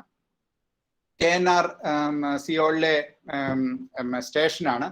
അപ്പൊ ഇതിനായിട്ട് KTX അവരുടെ റീജിയണൽ റെയിലിലേക്ക് പോകുന്ന ഒരു ലൈനും സിയോൾ സബ്വേ ലൈൻസും. നമ്മളൊന്ന് ആലോചിച്ച് നോക്കൂ, നമുക്ക് എറണാകുളത്ത് ഒരു south railway station, north railway സ്റ്റേഷനും ഉണ്ട്. നമുക്ക് ഒരു പക്ഷേ ഒരു റോഡുമായിട്ട് പോലും നമുക്ക് ബന്ധിപ്പിക്കാൻ കഴിഞ്ഞിട്ടില്ല. കാരണം സൗത്ത് റെയിൽവേ സ്റ്റേഷന്റെ മുമ്പിൽ വല്ലപ്പോഴും ഒരിക്കൽ KSRTC ബസ് വന്നാലായി, അല്ലാന്നുണ്ടെങ്കിൽ അത് വരുന്നില്ല. തൊട്ടടുത്ത് മെട്രോ സ്റ്റേഷൻ ഉണ്ട്, അതിന്റെ ഇന്റഗ്രേഷൻ അതൊരു പ്ലാനിങ് സ്റ്റേജിലാണെന്ന് തോന്നുന്നു. നോർത്ത് റെയിൽവേ സ്റ്റേഷനിൽ നിന്ന് ഒന്നുമില്ലെങ്കിൽ നടന്ന് നമ്മൾ ലിസി ജംഗ്ഷൻ വരെ അല്ലെങ്കിൽ നോർത്ത് വരെയോ വരണം. അപ്പൊ ഇങ്ങനെയുള്ള പല ഇന്റഗ്രേഷൻ നമുക്ക് മിസ്സിംഗ് ആണ്. അടുത്തത് നമുക്ക് വേറൊരു ഇന്റർചേഞ്ച് സ്റ്റേഷൻ ആണ് സിംഗപ്പൂരിലുള്ള പുൻഗോൾ LRT MRT ഇന്റർചേഞ്ച് സ്റ്റേഷൻ. അപ്പോൾ ഇവിടെ ടോൾ സ്റ്റോറി ബിൽഡിംഗ് ഉണ്ട്, അപ്പാർട്ട്മെന്റ്സ് ഉണ്ട്, ഇവിടെ ഒരു ബസ് ഇന്റർചേഞ്ച് ഉണ്ട്, അതേപോലെ മോൾസ് ഉണ്ട് താഴെ, അതേപോലെ LRTയും MRTയും തമ്മിലുള്ള ഇന്റഗ്രേഷൻ നടക്കുന്ന ഒരു പ്രധാനപ്പെട്ട സ്ഥലം. അപ്പൊ ഇതിന്റെയൊക്കെ അർത്ഥം എന്താണെന്ന് വെച്ച് കഴിഞ്ഞാൽ ബാക്കിയുള്ള സിറ്റികളിൽ അല്ലെങ്കിൽ ഡെവലപ്ഡ് സിറ്റികളിൽ ഈ ഒരു പ്ലാനിങ്ങിന് ഒരുപാട് ഇമ്പോർട്ടൻസ് കൊടുക്കുന്നു എന്നുള്ളതാണ്. അതായത് ജനങ്ങൾ എങ്ങനെ വരുന്നു, അവരെങ്ങോട്ടൊക്കെയാണ് ഡിസ്പേഴ്സ് ചെയ്യുന്നത്, അവരുടെ ആവശ്യം എന്താണ്, ഇതെല്ലാം അറിഞ്ഞ് ഒരു പ്ലാനർക്ക് ചെയ്യാൻ പറ്റണം. പ്രത്യേകിച്ച് അർബൻ മൊബിലിറ്റിയിൽ ഇതിന്റെ 4 ടൈപ്പിലുള്ള പ്ലാനേഴ്സ് ആണ് സാധാരണ ഇൻവോൾവ് ചെയ്യുക. ഒന്ന് ഒരു ടൗൺ ആൻഡ് കൺട്രി പ്ലാനർ, അല്ലാന്നുണ്ടെങ്കിൽ നമ്മളൊരു അർബൻ പ്ലാനർ എന്ന് പറയാം. രണ്ടാമത്തെ വേണ്ടത് ഒരു ട്രാൻസ്പോർട്ടേഷൻ പ്ലാനർ, ഏതൊക്കെ റൂട്ടിലെ ആൾക്കാർ എവിടുന്നൊക്കെ വരുന്നു, എങ്ങനെയൊക്കെ ഇന്റഗ്രേഷൻ സാധ്യമാവാന്നുള്ളത്. 2 ഇൻഫ്രാസ്ട്രക്ചർ പ്ലാനേഴ്സ്, ഒരു ഇൻഫ്രാസ്ട്രക്ചർ എങ്ങനെ വേണം പ്ലാൻ ചെയ്യാൻ, ഏറ്റവും ചുരുങ്ങിയ സമയം കൊണ്ട് നടന്ന് 1 കിലോമീറ്റർ ഇന്റഗ്രേഷന്റെ ഭാഗമായിട്ട് 1 കിലോമീറ്റർ നടക്കുക അതിന്റെ ഉള്ളിൽ തന്നെ എന്ന് പറഞ്ഞാലും അതും മോശമാണ്. അപ്പൊ അത് ഡിസ്കറേജ് ആയതുകൊണ്ട് ഇൻഫ്രാസ്ട്രക്ചർ പ്ലാനർ. ഇനി ഇതെല്ലാത്തിന്റെ എക്കണോമിക്സും വയലബിൾ ആയിരിക്കണം. അപ്പൊ ട്രാൻസ്പോർട്ട് എക്കണോമിസ്റ്റ്. അപ്പൊ ചുരുങ്ങിയത് ഇങ്ങനെ 4-5 പ്രൊഫഷണൽ പ്ലാനേഴ്സ് ഒരുമിച്ചിരുന്നാൽ മാത്രമേ ഇതേപോലെയുള്ള ഒരു ഇന്റഗ്രേഷൻ നമുക്ക് സാധ്യമാവുകയുള്ളൂ. അതേപോലെ നേരത്തെ കാണിച്ച അതേ ഫോട്ടോയിൽ കാണിച്ച സ്ട്രാറ്റ്ഫോർഡിലെ ഇന്റർചേഞ്ച് സ്റ്റേഷനാണ്. ആ ഒരു ഹൈസ്പീഡ് റെയിലും മെട്രോ സിസ്റ്റവും തമ്മിൽ അപ്പോൾ എന്ത് ക്വിക്കായിട്ടാണ് ഇതിലുള്ള ഒരു ഇന്റഗ്രേഷൻ സാധ്യമാവുക എന്നുള്ളത് ഈ ഒരു ചിത്രത്തിൽ തന്നെ നോക്കിയാൽ നമുക്ക് മനസ്സിലാവും. ഇനി ഇതേപോലെയുള്ള ചിന്താധാരകൾ ഇന്ത്യയിലും പിയേഴ്സ് ചെയ്ത് തുടങ്ങി. നേരത്തെ പറഞ്ഞ പോലെ urban planner, transportation planner, transport economist, infrastructure designers, ഇവരെല്ലാവരും കൂടെ ഒരുമിക്കുന്നു എന്നുള്ളതിന്റെ ഒരു ഉദാഹരണമാണ് നാഗ്പൂര് സൗത്ത് എയർപോർട്ട് മെട്രോ സ്റ്റേഷന്റെ ഡിസൈൻ. ഇവിടെ നമുക്ക് നേരത്തെ ഈ ഒരു ചിത്രത്തിൽ നോക്കിയാൽ അറിയാം, മെട്രോ സ്റ്റേഷൻ തൊട്ടടുത്ത് autorickshaw pickup drop point dedicated ആയിട്ടുണ്ട്, സൈക്കിൾ ഡോക്കിംഗ് സ്റ്റേഷൻ ഉണ്ട്, 4 വീലേഴ്സിന്റെ ഡ്രോപ്പ് ഓഫ് സ്റ്റേഷൻ, അതുപോലെ ഫീഡർ പിക്കപ്പ് സ്റ്റേഷൻ ഉണ്ട്, അതുപോലെ പ്രൈവറ്റ് വെഹിക്കിൾ ഊബർ ഓല അങ്ങനെയുള്ളവർക്ക് വരാൻ bus stop, cycle docking station, ഇങ്ങനെ ഒട്ടനവധി കാര്യങ്ങൾ, ഫുട്പാത്ത്, ഗ്രീൻ സ്ട്രിപ്സ്, ഇങ്ങനെ പല കാര്യങ്ങൾ അപ്പോൾ നമുക്ക് ഇന്ത്യയിലും ഇതേപോലെ ചെയ്യുന്നുണ്ട് എന്നുള്ളതിന്റെ ഒരു ഉദാഹരണമാണിത്. നേരത്തെ കാണിച്ചതിന്റെ തന്നെ അതിന്റെ ഒരു ഡ്രോയിങ് ഇതിൽ വന്നു എന്നേ ഉള്ളൂ. പക്ഷെ എങ്കിലും ആ മെട്രോ സ്റ്റേഷന് ചുറ്റും ആ ഒരു പ്ലാനിങ്ങിന് വേണ്ടി എന്തുമാത്രം ഇമ്പോർട്ടൻസ് അവർ കൊടുത്തു എന്നുള്ളത് ഈ ചിത്രത്തിൽ നിന്ന് നമുക്ക് മനസ്സിലാവും. അതുപോലെ വേറൊരു ഇമ്പോർട്ടൻസ് ഒരു ഇതാണ് ഫെയർ ഇന്റഗ്രേഷൻ. അത് നമുക്ക് ഹോങ്കോങ്ങിൽ നിന്നല്ല, മിക്ക ഒരു വികസിതമായിട്ടുള്ള എല്ലാ സിറ്റികളിലും ഒരു ഇന്റഗ്രേറ്റഡ് കാർഡ് ഉണ്ടാവും. ഇപ്പൊ ഹോങ്കോങ്ങിൽ ഉപയോഗിക്കുന്നത് ഒക്ടോപ്പസ് കാർഡാണ്. ഇതിലൊരു പ്രത്യേകത എന്താണെന്ന് വെച്ച് കഴിഞ്ഞാൽ ഏത് മോഡിലും ഈ ഒറ്റ കാർഡ് വെച്ചിട്ട് യാത്ര ചെയ്യാന്നുള്ളതാണ്. അപ്പോൾ ഹോങ്കോങ്ങിൽ വിസിറ്റ് ചെയ്തവർക്കറിയാം, എല്ലാ സ്റ്റേഷനും ഏതെങ്കിലും മോളിന്റെ അടിയിലായിരിക്കും, അല്ലെങ്കിൽ ഏതെങ്കിലും ഒരു മെയിൻ ബിൽഡിങ്ങിന്റെ അടിയിലായിരിക്കും. അതിൽ നിന്ന് വെളിയിൽ വന്നു കഴിഞ്ഞാൽ ബസ്സുമായിട്ടോ എങ്ങനെ വേണമെന്നുണ്ടെങ്കിലും അവർക്ക് ആ ഒരു ഇന്റഗ്രേഷൻ ചെയ്യാം. അതായത് അവിടെയുള്ളത് മെട്രോ ലൈൻസ് ഉണ്ട്, അണ്ടർഗ്രൗണ്ട് മെട്രോ ലൈൻസ് ഉണ്ട്, ട്രാം ലൈൻസ് ഉണ്ട്, ബസ്, ഫെറി, കേബിൾ കാർ, ഇത്രയും മോഡ്സ് ഓഫ് ട്രാൻസ്പോർട്ട് ഉണ്ട്. ഈ ട്രാൻസ്പോർട്ടിനെ എല്ലാം ലിങ്ക് ചെയ്യുന്ന ഒരു കാർഡാണ് അവരുടെ ഒരു ട്രാൻസിറ്റ് കാർഡാണ് ഒക്ടോപ്പസ്. ഒരു ക്ലോസ് ലൂപ്പ് കാർഡ് എന്ന് പറയും. കാരണം അവർക്ക് ആ ഒരു സിസ്റ്റത്തിൽ മാത്രമേ ട്രാൻസിറ്റ് എൻവയറമെന്റിൽ മാത്രമേ ഉപയോഗിക്കാൻ പറ്റുള്ളൂ. പക്ഷേ അവരുടെ ഏറ്റവും വലിയൊരു വിജയം എന്താണെന്ന് വെച്ച് കഴിഞ്ഞാൽ അവിടുത്തെ ഏത് ഷോപ്പുകളിലും ഏത് റെസ്റ്റോറൻറ്റുകളിലും ഒക്ടോപ്പസ് കാർഡിൽ ഉള്ള സ്റ്റോർ വാല്യൂ കാർഡിൽ നിന്ന് ഒരു ബ്രെഡ് കഴിച്ചാലോ ഒരു ബ്രേക്ക്ഫാസ്റ്റ് കഴിച്ചാലോ ലഞ്ച് കഴിച്ചാലോ അതിൽ നിന്ന് പൈസ കൊടുക്കാം. അതായത് അവരുടെ ഓരോ കടകളിലും ഡെബിറ്റ് കാർഡ്, ക്രെഡിറ്റ് കാർഡ് ഉപയോഗിക്കുന്ന നമ്മൾ സാധാരണ കാണുന്ന പോസ്റ്റ് മെഷീൻസ് കൂടാതെ ഒക്ടോപ്പസ് റിസീവ് ചെയ്യാനുള്ള ഒരു എക്യുപ്മെന്റും കൂടെ ഈ MTR, അതായത് ഹോങ്കോങ് മെട്രോ അല്ലെങ്കിൽ transport for Hong Kong, transport department Hong Kong അത് പ്രൊവൈഡ് ചെയ്തിട്ടുണ്ട്. അപ്പോൾ അങ്ങനെ ഒരു മൾട്ടി പർപ്പസ് കാർഡാണ് ഒക്ടോപ്പസ് കാർഡ്. ഇതേപോലെ നമുക്ക് ഇന്ത്യയിലും നമ്മൾ പ്ലാൻ ചെയ്തിട്ടുണ്ട്. ഗവൺമെന്റ് ഓഫ് ഇന്ത്യയുടെ വൺ നേഷൻ വൺ കാർഡ് എന്ന് പറയുന്ന റുപ്പേ പ്രൊമോട്ട് ചെയ്യുന്ന ഒരു കാർഡ് പല സ്ഥലത്തും ലോഞ്ച് ആയി കഴിഞ്ഞു. കൊച്ചി മെട്രോയിൽ നമ്മൾ ചെയ്തിരിക്കുന്നതും ഒരു RuPay promoted NCMC, national common mobility കാർഡാണ്. അത് മെട്രോയിൽ നിന്ന് ബാക്കിയുള്ള എല്ലാ മോഡ്സിലേക്കും വരാനുള്ള ചർച്ചകളൊക്കെ പുരോഗമിക്കുന്നു എന്നാണ് അറിയാൻ കഴിഞ്ഞത്. ഇനി നമുക്ക് കൊച്ചിക്ക് വേണ്ടി നമുക്ക് എന്ത് ചെയ്യാമെന്നുള്ളതാണ്.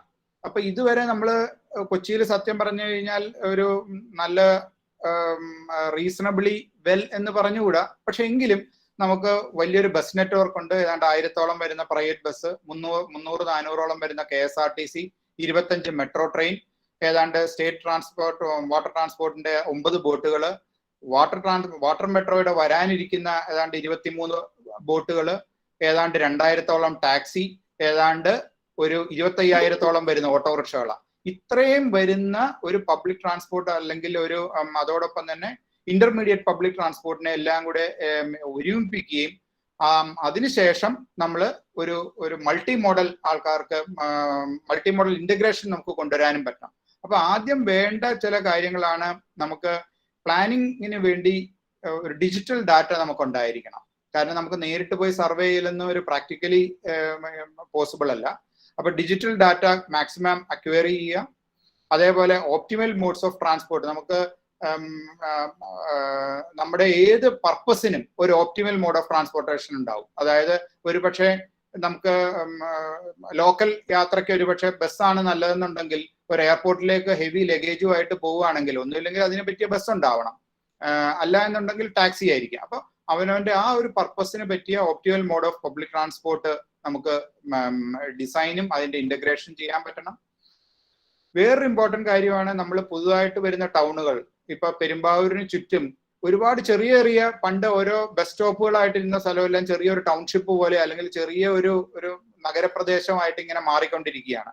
ഇവിടെ എല്ലാം ഒരു ബസ് സ്റ്റോപ്പോ ഒരു ബസ് ഷെൽട്ടറോ ഒന്നും ഉണ്ടാവില്ല. അപ്പൊ അതായത് നമ്മൾ പറയുന്ന ഈ land use planning, town and country planning ചെയ്യുമ്പോൾ, അതിന്റെ ഡിസൈൻ ചെയ്യുമ്പോൾ ഭാവിയിൽ വരാനിരിക്കുന്ന ചേഞ്ചസുകളും കൂടെ മുന്നിൽ കണ്ട് ആ ഒരു ടൗൺഷിപ്പിനെ പബ്ലിക് ട്രാൻസ്പോർട്ട് നെറ്റ്വർക്കിന് അഡോപ്റ്റബിൾ അല്ലെങ്കിൽ അതിനെ അഡാപ്റ്റ് ചെയ്യാൻ പറ്റത്തക്ക വിധത്തിൽ വേണം ഡിസൈൻ ചെയ്യാൻ. അപ്പൊ ഇതൊക്കെയാണ് നമുക്ക് കൊച്ചിയിൽ നമ്മൾ ഫോക്കസ് ചെയ്യേണ്ട ഒരു കാര്യങ്ങൾ. ഇതെല്ലാം ചെയ്യാൻ പറ്റിയ ഒരു ഒരു അതോറിറ്റിയാണ് കൊച്ചി മെട്രോപൊളിറ്റൻ ട്രാൻസ്പോർട്ട് അതോറിറ്റി. വളരെ വളരെ ഏർലി സ്റ്റേജിലാണ് ഇപ്പൊ ഈ Kochi metropolitan transport authority. 2019 act, Kerala metropolitan transport authority act വന്നു. ആക്ടിന്റെ കീഴിൽ കൊച്ചി അടക്കം തിരുവനന്തപുരത്തും കോഴിക്കോടുമാണ് ഇതേപോലത്തെ അതോറിറ്റീസ് വരുന്നത്. കൊച്ചിയിൽ തുടങ്ങി അതിന്റെ വളരെ ഫങ്ഷനിങ് വളരെ അടുത്ത് അതിന്റെ ഒരു ഫങ്ഷനിങ് തുടങ്ങിയിട്ടേ ഉള്ളൂ. അതിന്റെ ഒരു വളരെ ഏർലി സ്റ്റേജ് ഓഫ് പ്ലാനിംഗ് എന്ന് പറയാം. പക്ഷെ എങ്കിലും ആക്ട് പറയുന്ന പ്രകാരം കൊച്ചി മെട്രോപൊളിറ്റൻ ട്രാൻസ്പോർട്ട് അതോറിറ്റി ഒരു സിംഗിൾ ഏജൻസി ആയിരിക്കും. ഇവിടുത്തെ കൊച്ചിയിലെ ട്രാൻസ്പോർട്ട് എന്ന് പറഞ്ഞാൽ personalised transport, public transport, freight transport, ഈ 3 ടൈപ്പ് ഓഫ് ട്രാൻസ്പോർട്ടിന്റെയും പ്ലാനിങ്, കോർഡിനേഷൻ, അതിന്റെ ഒരു ഇന്റഗ്രേറ്റഡ് മാനേജ്മെന്റ്, അതേപോലെ അതിന്റെ റെഗുലേഷൻ, റോഡുകളുടെയും ബാക്കിയുള്ള ഇൻഫ്രാസ്ട്രക്ചറിന്റെ ഡിസൈൻ, ഇങ്ങനെയുള്ള പല കാര്യങ്ങളും ചെയ്യാൻ എംപവർ ചെയ്തിട്ടുള്ള ഒരു അതോറിറ്റിയാണ് കൊച്ചി മെട്രോപൊളിറ്റൻ ട്രാൻസ്പോർട്ട് അതോറിറ്റി. 4 ലെവലിലുള്ള ഒരു ഇന്റഗ്രേഷൻ ലെവലാണ് പ്ലാൻ ചെയ്യുന്നത്. ഇതെല്ലാം ഈ ഐഡിയോളജി ഒന്നും പല ഡെവലപ്ഡ് കൺട്രീസിലും എല്ലാം പ്രൂവ് ചെയ്തിട്ടുള്ള കാര്യങ്ങളാണ്. ഒന്ന് ഇൻസ്റ്റിറ്റ്യൂഷണൽ ഇന്റഗ്രേഷൻ. ഒരു മീറ്റിംഗ് വിളിച്ചു കൂട്ടാൻ, ഇപ്പൊ നമുക്ക് റോഡിന്റെ കാര്യം അറിയാം. നമ്മൾ റോഡ് PWD റോഡ് പണിത് പോയി കഴിഞ്ഞാൽ പിറ്റേ ദിവസം KSEBയോ അല്ലാന്നുണ്ടെങ്കിൽ BSNLോ അല്ലെങ്കിൽ വാട്ടർ അതോറിറ്റിയോ ആ ഭാഗം കുഴിക്കുകയും പിന്നെ അത് അങ്ങനെ കിടക്കുകയും ചെയ്യും. അപ്പൊ ഒരു ഡ്രോയിങ് ബോർഡിലല്ല വർക്ക് ചെയ്യുന്നത്. അപ്പൊ ഇത് ഇൻസ്റ്റിറ്റ്യൂഷണൽ ലെവൽ ഇന്റഗ്രേഷൻ ആവശ്യമാണ്.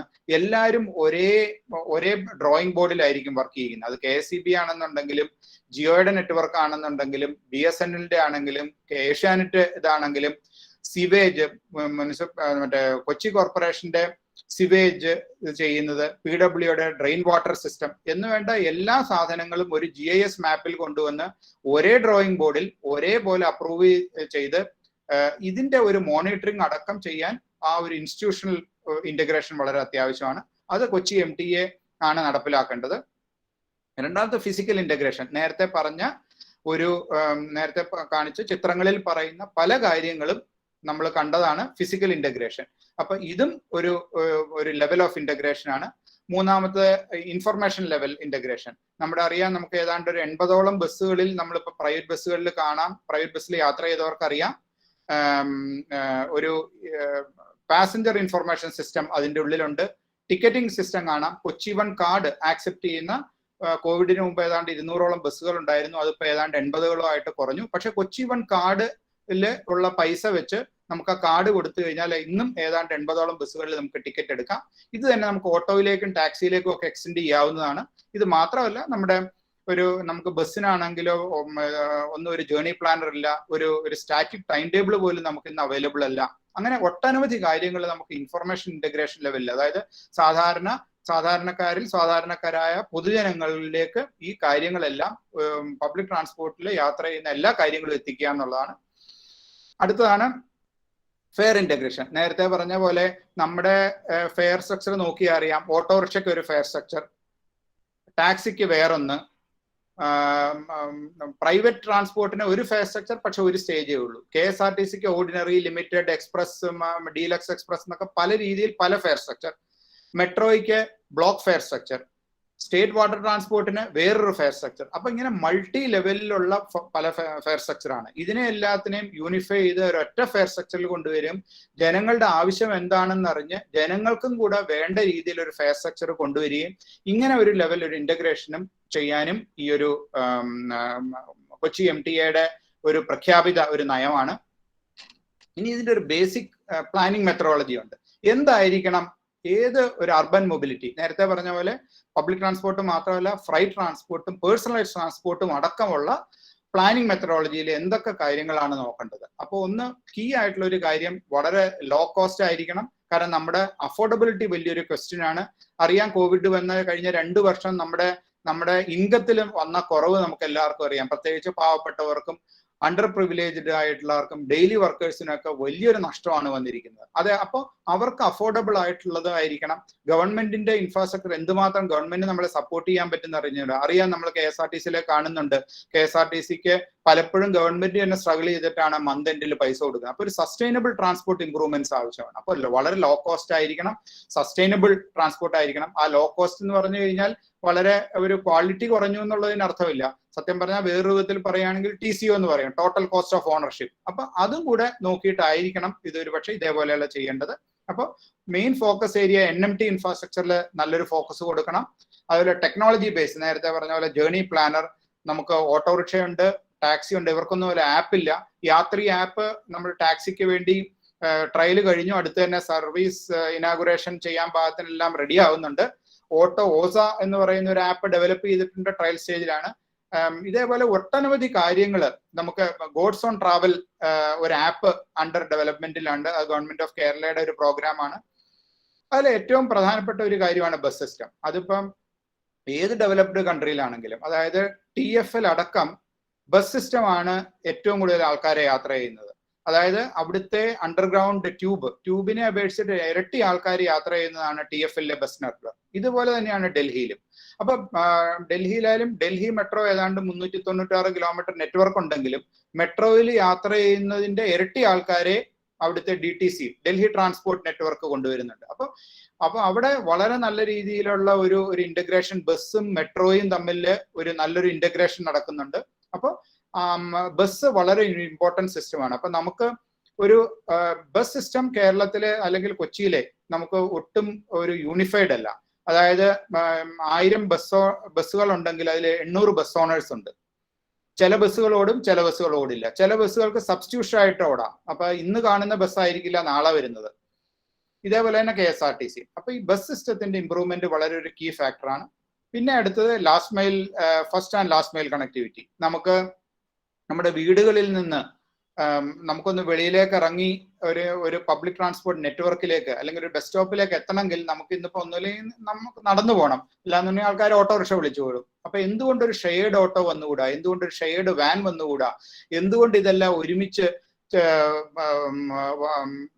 ഇന്റഗ്രേറ്റ് ചെയ്തുകൂടാ? അപ്പൊ ജനങ്ങളുടെ റിക്വയർമെന്റ്സിനനുസരിച്ച് ഏത് സർവീസ് ആണോ കൊടുക്കുന്നത് അത് അഗ്രിഗേറ്റഡ് ആയിരിക്കണം. ഇപ്പൊ കേരളത്തിൽ KSRTC എന്ന് പറയുന്ന അറ്റ്ലീസ്റ്റ് ഒരു കമ്പനിയുടെ കീഴിലാണ് ഒരു 300 ബസ്സുകൾ ഇവിടെ ഓടുന്നത്. കൊച്ചി മെട്രോ എന്ന് പറയുന്ന ഒരു കമ്പനിയുടെ കീഴിലാണ് 25 മെട്രോ ട്രെയിനുകൾ ഓടുന്നത്. ഇന്റർ റെയിൽവേയുടെ കീഴിലാണ് കേരളത്തിൽ കൂടെ കടന്നു പോകുന്ന റെയിൽവേ പോകുന്നത്. പക്ഷേ ഇന്നത്തെ ടാക്സിക്കും ഓട്ടോറിക്ഷയ്ക്കും വാനും ഒന്നും ഒരു അഗ്രിഗേഷൻ ഉണ്ടായിട്ടില്ല. അപ്പൊ അവരെ ഒരു കുടക്കീഴിൽ എത്തിച്ചാൽ മാത്രമേ നമുക്ക് ഈ ഇന്റഗ്രേഷനും പോസിബിൾ ആവുകയുള്ളൂ.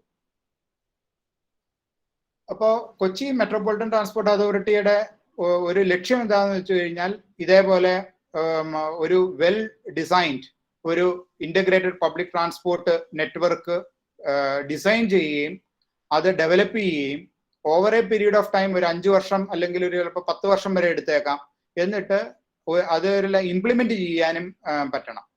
അപ്പോൾ ഇതില് ഫോക്കസ് കൊടുക്കേണ്ട ഏരിയ നമ്മൾ ആ പിരമിഡിൽ നോക്കിയാൽ അറിയാം.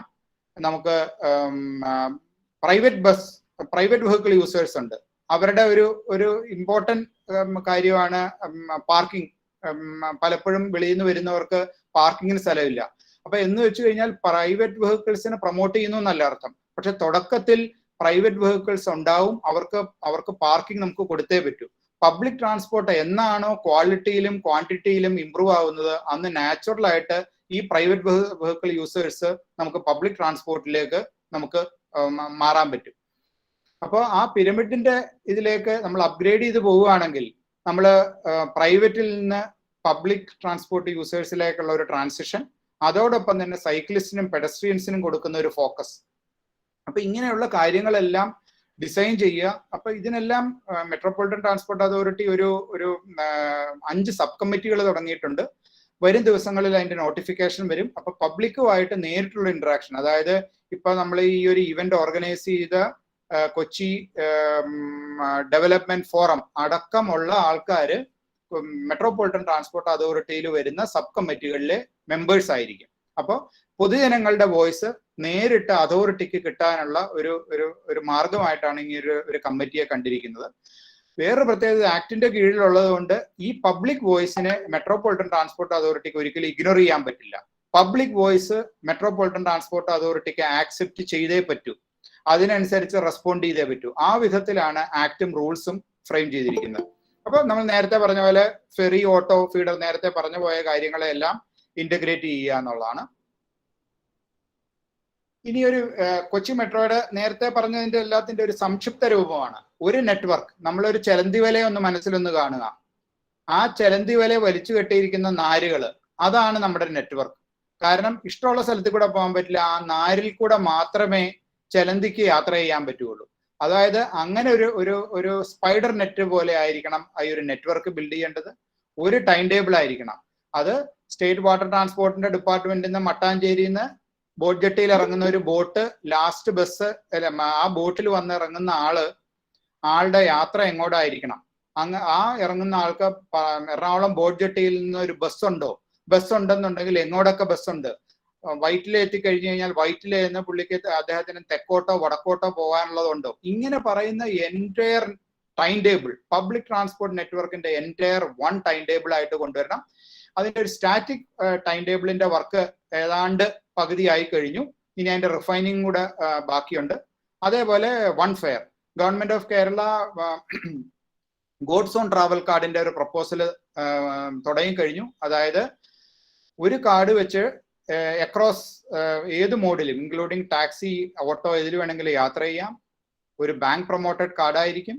ആ കാർഡിനകത്ത് തന്നെ നമുക്ക് ലൈസൻസ്, വണ്ടിയുടെ നമ്മുടെ ഓൺ ടൂ വീലറോ ഫോർ വീലറിന്റെ RC book, pollution under control certificate എന്ന് വേണ്ട എല്ലാ കാര്യങ്ങളും ആ ആപ്പിൽ തന്നെ സ്റ്റോർ ചെയ്യാം. അതിന്റെ ഒരു ഗുണം, ഒരാള് ടൂ വീലറിലാണ് ഇറങ്ങുന്നതെന്നുണ്ടെങ്കിലും ആരെങ്കിലും ഒരു എൻഫോഴ്സ്മെന്റ് ഓഫീസർ കാണിച്ചു കഴിഞ്ഞാൽ ആപ്പ് തുറന്ന് പുള്ളിയുടെ ലൈസൻസും RC ബുക്കും പൊല്യൂഷൻ അണ്ടർ കൺട്രോൾ സർട്ടിഫിക്കറ്റും കാണിക്കാം. പാർക്ക് ചെയ്യുമ്പോഴാണെങ്കിലും GOT കാർഡിൽ നിന്ന് പേയ്മെന്റ് കൊടുക്കാം. ഏത് ട്രാൻസ്പോർട്ടിലും കയറാം. ആ ട്രാൻസ്പോർട്ടിൽ കയറി കഴിഞ്ഞാൽ GOD കാർഡിന്റെ ആക്സെപ്റ്റൻസും മസ്റ്റ് ആണ്. ആ വിധത്തിൽ അതിന്റെ ഫിറ്റ്നസും അത് വിധത്തിൽ റൂൾ ചേഞ്ചും ആവശ്യമുണ്ട്. അപ്പൊ ഇങ്ങനെ പറയുന്ന പല കാര്യങ്ങളും ഇന്നിപ്പോ മുന്നിലുണ്ട്. ഈ ഒരു പിക്ചർ കാണുമ്പോൾ അത്യാവശ്യം ആ ഒരു ഇന്റഗ്രേഷന്റെ ആ ഒരു ചിന്താധാര ഇതിൽ നിന്ന് മനസ്സിലാവും. നേരത്തെ ശ്രീ ഷാജി പറഞ്ഞ അതേ പോയിന്റിലേക്ക് തന്നെ നമുക്ക് വീണ്ടും വരാം. അപ്പോ നേരത്തെ പറഞ്ഞതുകൊണ്ട് റിപ്പീറ്റ് ചെയ്യുന്നില്ല. ഇദ്ദേഹം പ്രശസ്തനായ ഒരു മേയറാണ്. ഏത് പ്രസന്റേഷനിലും, ഏത് അർബൻ ട്രാൻസ്പോർട്ട് മൊബിലിറ്റിയുടെ ഏത് കോൺഫറൻസിലും വർക്ക്ഷോപ്പിൽ പോയി കഴിഞ്ഞാലും ആരെങ്കിലും ഒരാൾ ഈ ഒരു ഇദ്ദേഹത്തിന്റെ വേർഡ് പ്രസന്റ് ചെയ്യാത്ത ഒരു വർക്ക്ഷോപ്പുകളും സാധാരണ പതിവില്ല. എങ്കിലും നമുക്ക് ഒത്തൊരുമിച്ച് നോക്കാം. നമ്മൾ നേരത്തെ കണ്ട പിക്ചർ നമ്മുടെ മനസ്സിലേക്ക് ഉണ്ടാവണം. വളരെ മനോഹരമായിട്ടുള്ള ഒരു സ്ട്രീറ്റ് ആണ്. നമുക്കറിയാം, നമുക്ക് റോഡുകൾ മാത്രമേ നമുക്കുള്ളൂ. റോഡുകൾ തന്നെ നമ്മുടെ ഡിസൈൻഡ് അല്ല. നമ്മളിപ്പോ ഇന്ന് കേരളത്തിലുള്ളത് മുഴുവൻ ഒരു ബിറ്റുമിനസ് സർഫസ് ആണ്. നമുക്ക് റോഡില്ല, റോഡിനൊരു സ്റ്റാൻഡർഡൈസേഷൻ ഇല്ല. വില്ലേജ് റോഡ് എങ്ങനെയായിരിക്കണം, നമ്മുടെ മുനിസിപ്പൽ റോഡുകൾ എങ്ങനെയായിരിക്കണം, സ്റ്റേറ്റ് ഹൈവേക്ക് ഡിസൈൻ ഇല്ല. ആ റോഡ് കോമ്പോണൻസ് എന്തൊക്കെയാണ്, സ്റ്റോം വാട്ടർ ഡ്രെയിനേജ് വേണോ, സിവേജ് ലൈൻ വേണോ, അണ്ടർഗ്രൗണ്ട് നമ്മുടെ ടെലികോം കേബിൾ പോകാൻ പ്രത്യേക ഡെക്റ്റ് വേണോ, വാട്ടർ പൈപ്പിന് സെപ്പറേറ്റ് ഡെക്റ്റ് വേണോ, ഇങ്ങനെയുള്ള പല റോഡ് കോമ്പോണൻസും നമ്മുടെ ROW, നമ്മുടെ റൈറ്റ് ഓഫ് വേയിൽ നമ്മൾ ഇതുവരെ ഡിസൈൻ ചെയ്തിട്ടില്ല. അത് മാത്രമല്ല, കേരളത്തിലെ റോഡ് ബിൽഡ് ചെയ്യാൻ ഒരു ആക്ട് നിലവിലില്ല. ഏത് ആക്ടിന്റെ കീഴിലാണ് കേരളത്തിൽ റോഡുകൾ പണിയുന്നത് എന്ന് ചോദിച്ചാൽ ഇന്ന് നമുക്ക് ആൻസർ ഇല്ല. അപ്പൊ ഇങ്ങനെ ഒട്ടനവധി കാര്യങ്ങൾ ചെയ്യാൻ മെട്രോപൊളിറ്റൻ ട്രാൻസ്പോർട്ട് അതോറിറ്റിക്ക് കഴിയും. ആക്ടില് പ്രത്യേകിച്ച് റോഡുകളുടെ അടക്കം ഡിസൈൻ ചെയ്യാനും അത് ഇംപ്ലിമെന്റ് ഏജൻസിയെ കൊണ്ട് ചെയ്യിപ്പിക്കാനുമുള്ള powers MTAയിൽ നിക്ഷിപ്തമാണ്.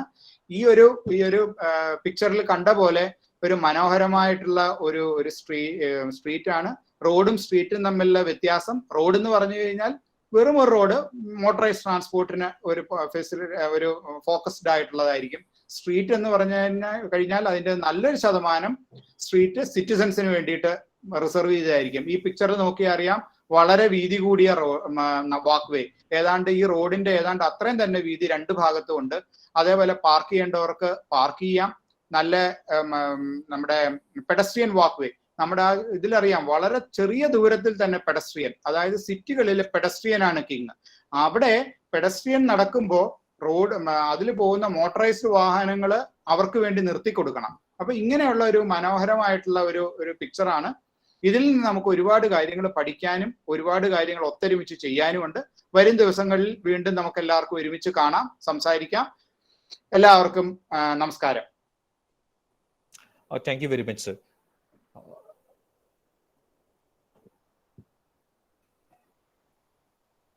So we are moving to the next session. We are running late. I believe that Dr. Dhanraj sir have joined with us. Dhanraj sir, are you there? Dhanraj sir. Hello. Hello. Sir, you are audible, sir. Audible. You are audible. Perfectly audible. Rupa Nandi, ma'am. Rupa. Yes, I'm present. Rupa. Yeah, thank you. Rajiv Malaki. Rajiv. Mr. Rajiv. Yeah, I'm here. Thank you. Yeah, hi. Welcome. Aparna Vijay Kumar, ma'am. Aparna. Hello, I am here. Yeah, thank you. Thank you very much. I request Hari sir to stop sharing, sir.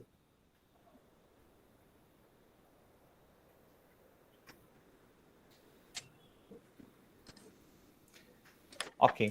So we are moving to the next section, that is a panel discussion on opportunities and challenges of public transport in Greater Kochi. Before the panel discussion, I would like to give our view with regard to the Greater Kochi. We believe that Kochi is not just a 10-kilometer round town inside the Ernakulam town. We believe that the Greater Kochi concept belongs to the people of Kochinites, the people of Kochi, the Kochinites, which geographically could elaborate as 7 assembly constituencies in and around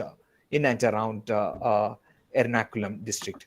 Say, the Alway constituency, Kalamesheri constituency, Kalamesheri assembly constituency, Trikakara assembly constituency, Waipin assembly constituency, Tripunithura assembly constituency, Kochi assembly constituency, and even some areas of Arur. So this is the concept that the Greater Kochi Development Forum have with regard to the development or the urbanization in general in Kochi city. So moving further to our panel discussion, we have Dr. Dhanraj sir, who is the chairman of the Center for Public Policy and Research. Obviously, he's a great person who is well known here in Kochi and in all over the nation. Dr. Dhanraj, personally, for me, he's my teacher, my mentor. More than what, he is a man behind the Whiteler Mobility Hub here in Kochi. So we are really honored to have Dr. Dhanraj sir, the chairman of Center Public Policy Research, on behalf of Kochi Metro Rail and on behalf of the Greater Kochi Development Forum and St. Stephen's College for Women Alway. I cordially welcome our beloved panelist, Dr. Dhanraj sir, to this panel. Hearty welcome, sir. Thank you. We have, yes, sir.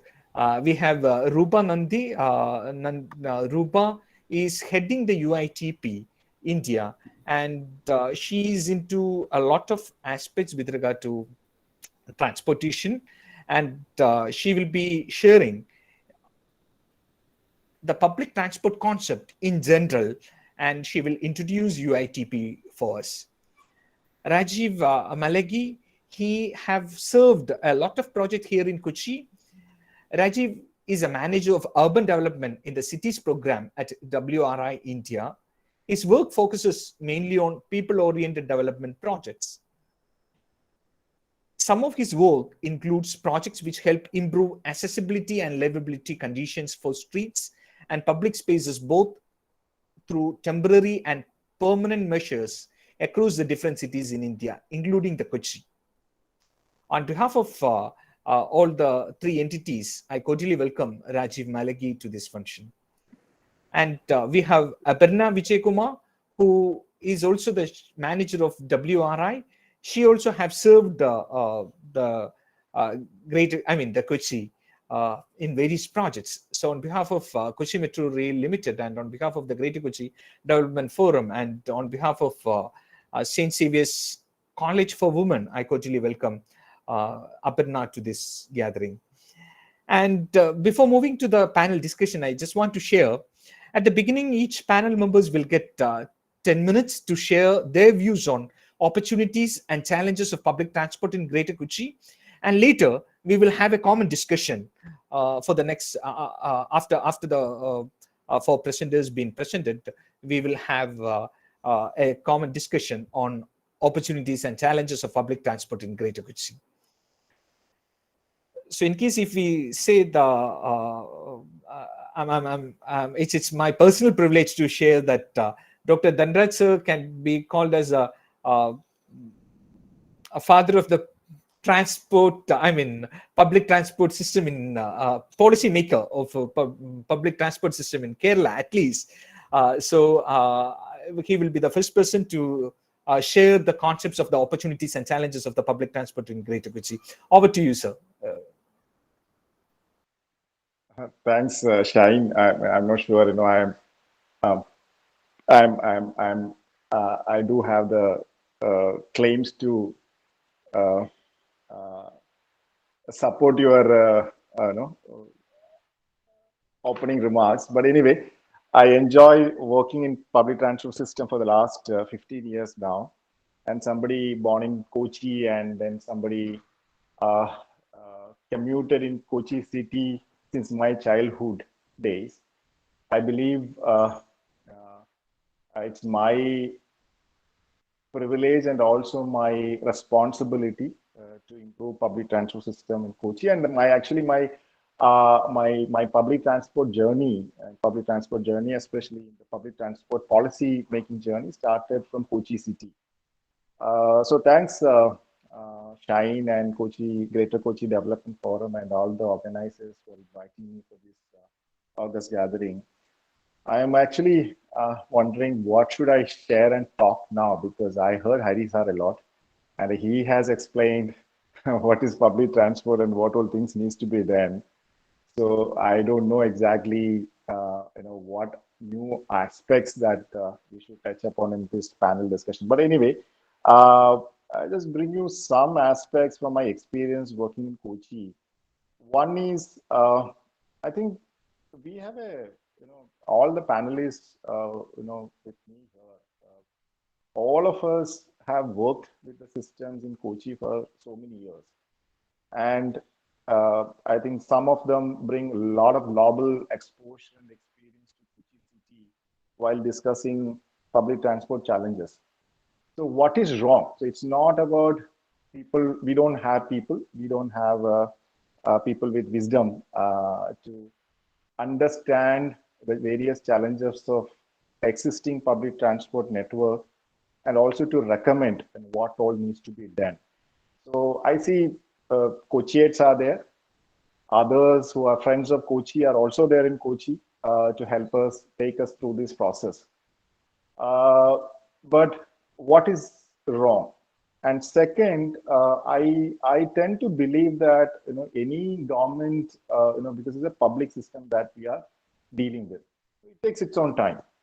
My other policy experience working with different state governments and government and international organizations teaches me one great lesson, that you can't expect changes overnight. But it's a push. It is a continuous push that we have to give. It is a continuous push that we have to give to people who are concerned about the reforms that we are all, I'm sure all of us share here. Having said that, I've experienced changes happening in Kochi city in the last 10-15 years. When I was asked to take this mobility hub, it's an interstate bus terminal initially, when we developed this mobility hub concept.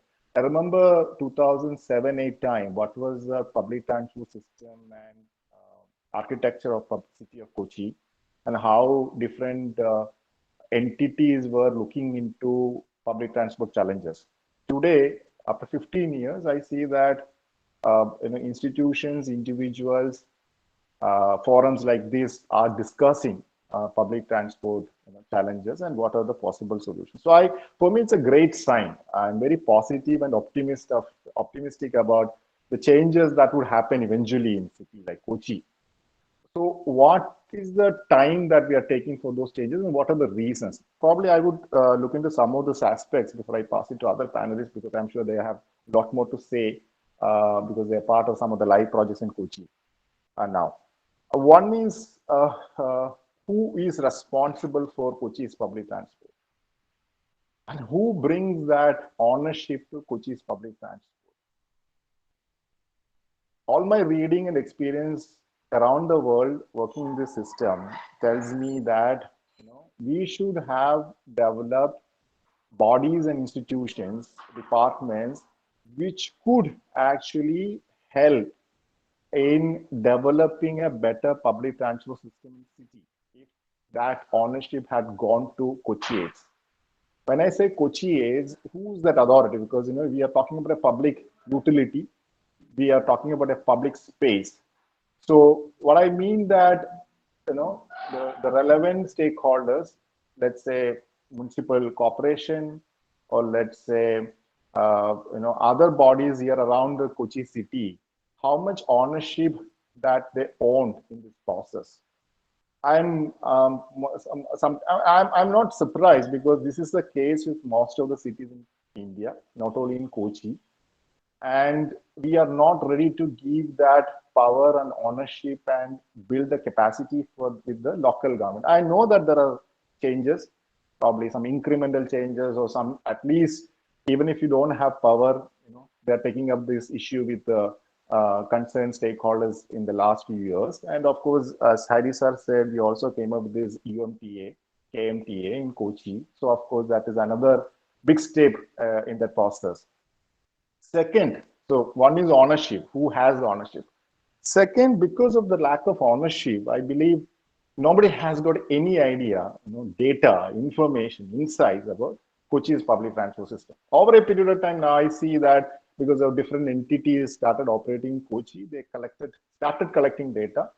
They started digging the data and analyzing the data, and understanding. They started understanding, what is the behavioral characteristics of Kochiites, when they access public transport, what they are looking for from the public transport facilities in Kochi. It's a long way to go. I still believe we are in the early stages of data collection and analyzing the data, because we need, we talk about big data, so we need to have the big pool of data. And it's not only the data finally, it's also about the capacity and the ability of the institutions and individuals who could look into the data and analyze the data and tell and suggest recommendations. This is what we need to be done. Third, transport was not a, I would say it was not a focus for the governments for many years. It's only in the last 10, 15 years, even at the national level, I see transport become the one of the major thrust area, because there could be various historical political reasons for that. I'm not getting to that. But now, since we are discussing the issues in Kochi city, what I understand is that Kochi city's transport, if you look at historically, there were interesting phases of Kochi's public transport system. The transport system owned by private operators, the transport system that also included water transport system, which also included some private operators in the past 80s and 90s. And then we also have, now I'm sure this Greater Kochi forum, it also, I'm sure there are so many members from our islands around Kochi city. These islands were connected with bridges. The bridges were constructed, roads were developed. So then again, the debate started about, what kind of mode we should operate and who should own the modes and all. So third issue, I see that the very basic idea of the need of the public transport and who will own, how do they own, And obviously in public policy, since I am coming from that background, the obvious question is, especially in the state of Kerala, who owns it, and whether it's a state entity or non-state entity, or at the part of what are the rules and what are the regulatory setup that state owns or state has in this process. That's another challenge I see everywhere. I mean, people start talking about it and they tend to ignore. They are very clever to ignore. Sometimes they're very smart to ignore some of the other entities that played a major crucial role, in developing Kochi's public transport system the last few decades. Kochi is Kochi. All my readings about Kochi is Kochi because of the better mobility features that Kochi had at one point of time. And for various reasons, we didn't encourage them to sustain the kind of operations that Kochi had in the past. Second, we also are responsible for restricting the entry of many other operators. They were willing to serve and willing to operate in the space. It's a poor policy making from the state government of Kerala. The fourth one is many of the solutions that we are suggesting, even now also, I don't see, I can get into discussions after this presentation. I think these are all imposed solutions because of the first three reasons I said. We don't have the data, we don't have the ownership, and we don't know what kind of transport mode, because of the behavioral characteristics of Kochi is different. Every city is different. I'm not talking about Kochi so unique. Kochi is a small city, in fact. We have 605,000 population, probably around, we have 2 lakh households in this region. Then Kochi and suburbs will cover around another 17, 18 lakhs. Still, these numbers are always subject to, there are a lot of contention on these numbers anyway. The solutions that people are suggesting, or the suggestions given by various stakeholders, I do have disagreements from the beginning. I don't think metro is a solution. I'm very frank and upfront telling this. Kochi doesn't have that, the bandwidth to have a metro rail system like what we have in Delhi or Mumbai or some other places, Bangalore.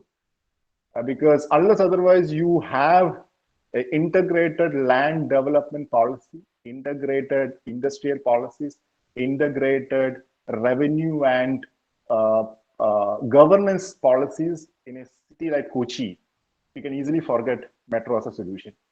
Because all these things are owned, managed independently without any understanding about the overlaying layers within the system, and people are managing it. Even they don't have any ownership in this process.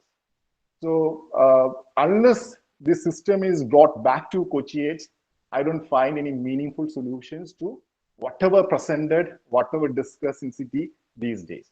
And fifth, this is my last point, there are various feasible, cheaper solutions that could actually lift or take Kochi to the next level, providing a better, efficient, quality service model that unfortunately nobody is discussing. Sometimes we are hijacked by our ideas. Sometimes we are hijacked by the systems and institutions around us. Sometimes we are hijacked by the non-availability of the data, but we claim that we have data. And then fifth one, we are not open-minded. We are not ready. We have certain biases and favoritism in many of these debates. I believe that should be open. I think the open, democratic, public discourse is a solution to improve public transport system in a city like Kochi. Thank you so much for giving me this opportunity.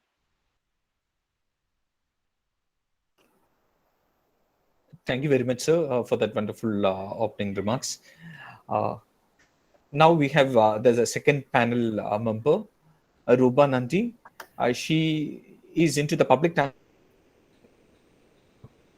15 years of working experience.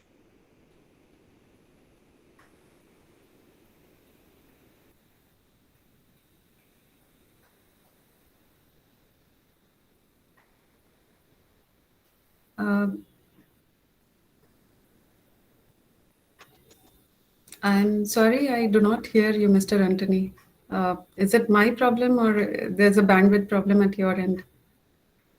No, Rupa, it's the same with me also. You also, right, Aparna? Yeah, so I don't know at what stage he is in. I'll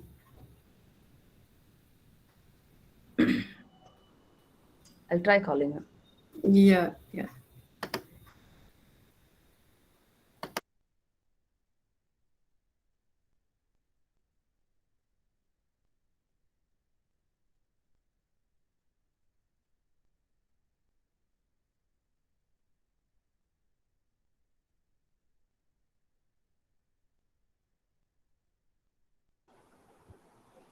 Yeah, I'm sorry, I lost my connection in between. I cordially welcome Rupa for the next panel sharing. Over to you, Rupa. Thank you, Mr. Anthony. It's a pleasure to be on this forum with the likes of Dr. Dhanuraj and Aparna, with whom I have been working on various projects closely in multi-organization projects. So, see, the first thing when we talk about a city's mobility, what do we talk about? If I ask in the audience, they would say, okay, let's widen this road. Let's build a bypass. This particular road is very, very, congested with traffic. So why not just build a bypass to it? So that is the kind of mindset we are talking of when we talk about Indians, when we talk about Indian policymakers, when we talk about Indian government. You go to a certain ministry's website and all they would say that, okay, we have built these many 1,000 kilometers of highways in the year 2021. These many cities got additional road length. This is the kind of approach that we have when we talk about a city mobility. Nobody talks about let's build public transport when when it is the beginning of the city. So one thing that Kochi has, so I am one of the rare people probably who hasn't worked on Kochi from the list of panelists I have been looking at since morning.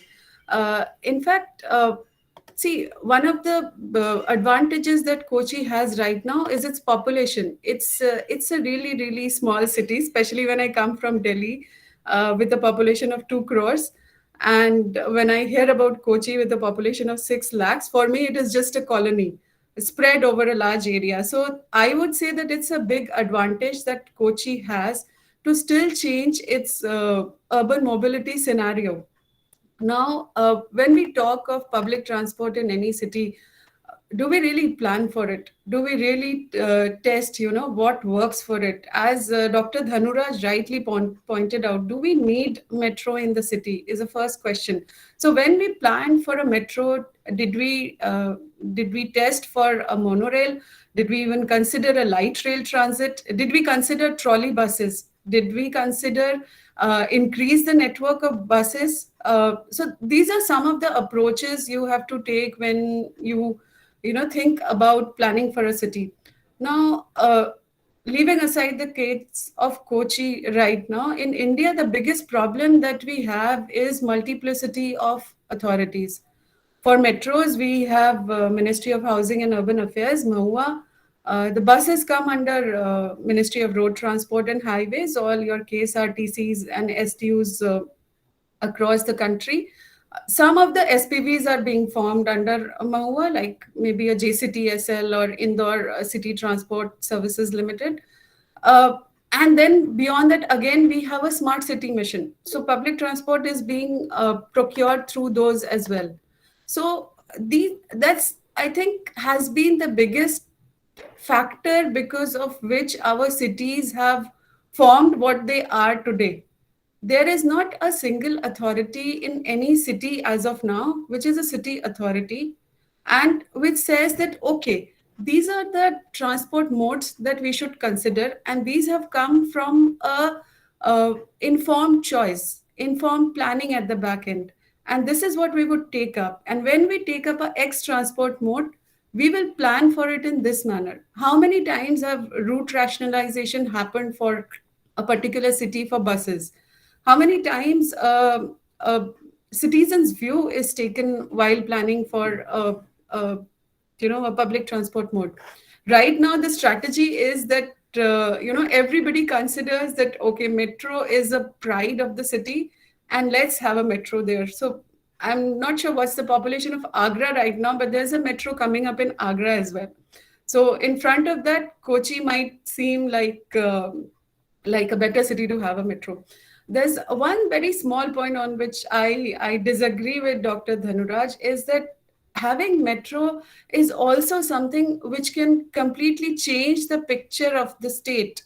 Kochi can become a socio-economic hub for the state. It may not have the population right now, but with a metro coming, with more economic activities increasing in the city, with more job opportunities arising in the city, there is a possibility that it might act in uplifting the city's face, I would say. So there are both ways of one is a prescriptive and one is planning for it. So there are both ways of looking at public transport, and coming from an organization which is promoting public transport, I would say that we look at it from the both ways, that how much has a transit network uplifted that particular city. Now, another thing that we do not do in India is we look at the personal transport. I would call it a personal transport sector. Many would call it automotive sector. We don't look at it from in India, it is looked at it as if it's increasing the GDP. So we talk from the terms that, okay, XYZ manufacturer is setting up a factory in a certain city. It is going to produce these many cars over this period of time, and these many jobs would be generated. But we don't look at the other aspect of what is it actually doing. We have cars that are available for a lakh 50,000. Even anybody who's just starting a job might plan for getting a car in, with EMIs and bank support very soon. So there are no ways in which we are trying to disincentivize personal transport. We are looking at it from a GDP perspective. It's not just a city's problem. It's not per se a Kochi's problem or so. It's a problem that we have at the central level. At a national level, we don't think about climate change. We don't think about that what a disaster we are going to bring into our cities in the country if we continue like this. If we keep supporting the other sectors that lead to deterioration of a city, we are never going to end up in a city which has a priority for public transport. These days, there is a priority coming, but India is still way far behind other parts of the world, I would say. In other parts of the world, healthy living, prioritizing walking and cycling, and it just doesn't mean that just create a cycle track and leave it there. There are many cycle tracks across the country, and all of you know what is the situation of those cycle tracks. Improving public spaces and needs of citizens, restricting individual and private transport. I think that is the largest factor that we should focus on if we want to improve the public transport of a city. I'm not sure if all of you know, about 65% of global oil consumption, it comes from transport sector. Hence, public transport is the need of the hour. In fact, our cities should be planned around it, and it should not be a prescriptive thing that comes at the last, that now, okay, we have put the land use and we have designed the city. Now let's bring maybe a metro or a bus system to cater to it. But by that time, what we forget is that people have already got used to car. They have made an investment on their car. So they are not going to switch back and keep their owned asset idle just because we are providing public transport. Now, public transport needs investment, but the biggest thing that we need is land use and mobility planning together. We also need public-private cooperation. The latest thing that has come in public transport is digitalization and automation, I would say. And with that, we have a huge amount of data that is available with, no matter how much of multiplicity we have, with every authority, with every operator, whether it is a KSRTC or KMRL, all of them would have a large amount of data. And that data is a gold mine. You can use it to plan for the whole city in future. With this, I would like to share a very brief presentation about UITP. Mr. Anthony, can I share my screen? Yeah, just 1 second. 1 second. I will just make you as a.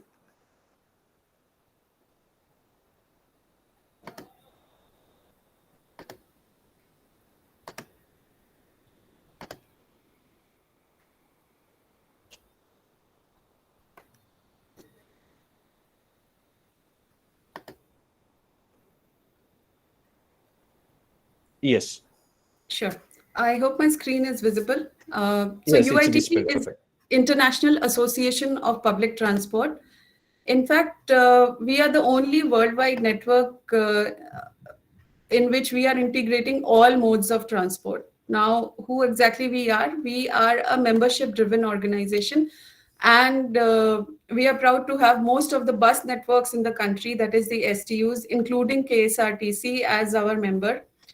We have about 1,900 member companies. These companies come from 100 countries, and we operate through 15 regional offices across the world. Now, what do we exactly do is we advocate for public transport. Even today's panel, I would consider as one of my advocacy efforts toward public transport. We create a lot of knowledge products. We provide networking opportunities to our members as well as non-members. Concretely, if you ask us, we release a lot of publications, statistics, we organize events in which we bring together people to share their knowledge. We lead research and innovation projects, and we also deliver training sessions. Now, in terms of membership, if you look at, we have all modes that are possible. We even have a waterborne, and someday we hope that we are able to invite KMRL as one of our members in the waterborne committee. So we have metros, light rail, commuter rail, trolley bus, taxi, buses, and as you can see, buses form our largest members. And that is how the situation is there in worldwide as well. Buses do end up being one of the biggest public transport providers across the world. In terms of breakup in who are our members, we have authorities, operators, industries, associations, and other modes. And this is how our membership is spread across the world. Now, in terms of working bodies, we have various working bodies that keep producing cutting-edge research and keep giving opportunities for our members to interact. So in terms of stakeholder, bus, trolleybus, industry, light rail, metro, authorities, and someday we would be happy to have KMTA with us also in part of our authorities committee.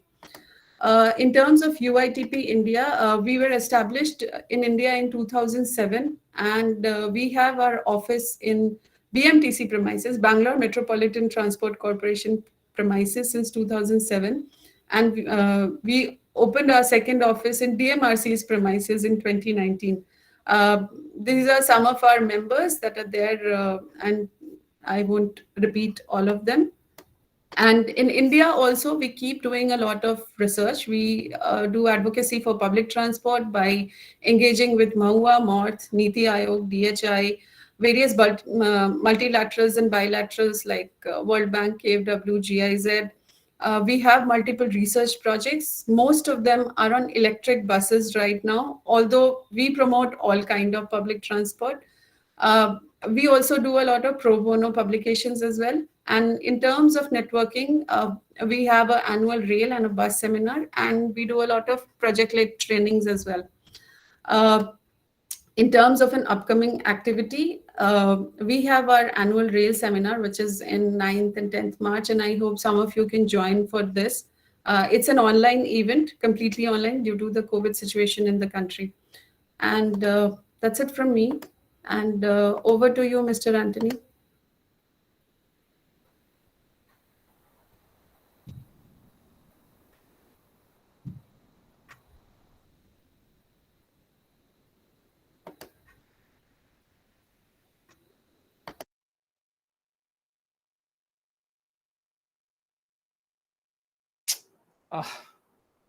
Hello, am I audible? Yes, Hello. you're audible now. Yeah, You're yes, audible now. thank you. Yeah, thank you.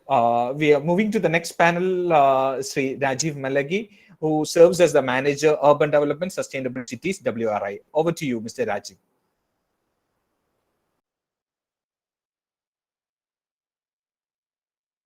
Mr. Rajiv, are you there?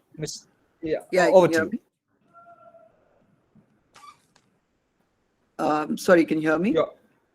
Yes, you are audible and visible perfectly. Yeah, I would also like to present. Is there any permissions you need to give me? Or I can try sharing my screen. Just let me know if you can see.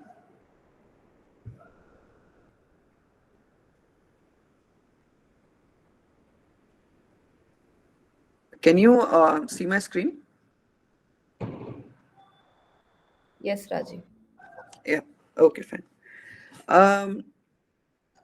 So essentially, there are a lot of points covered. And firstly, let me sort of make a disclaimer that I am not a resident of Kochi. I am from Bangalore, but then we have been handling multiple projects across Kochi over the last 5 to 6 years, primarily with the focus of public transport and non-motorized transport, as well as public spaces, and working across different projects which sort of support this. I'm glad that I've been sort of engaging with some of the panelists here. So that makes me a little familiar with the space as well as this whole panel right now. I think just wanted to highlight a few points in continuation to the points mentioned by the other panelists.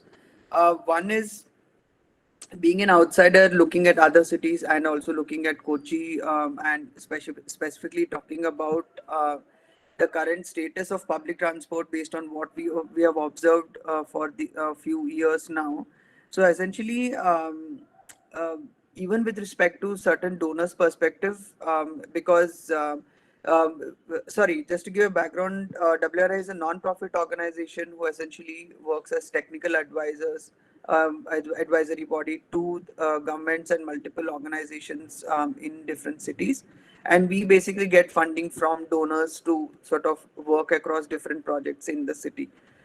So in this context, when I'm also talking about different investments coming in the city, it's usually observed that a lot of investments have been going in the central core of Kochi, but not really expanding to the peripheral areas, which also puts the status of public transport in a kind of a dilemma there, because if everything all on, and secondly, because of these investments coming in the center of the city, all modes of transport are also sort of overlapping on one another, leaving behind very minimal choices in the peripheral areas. Because now that we are talking about the greater Kochi development, so the idea was to understand how the configuration or distribution of public transport is happening more in this context.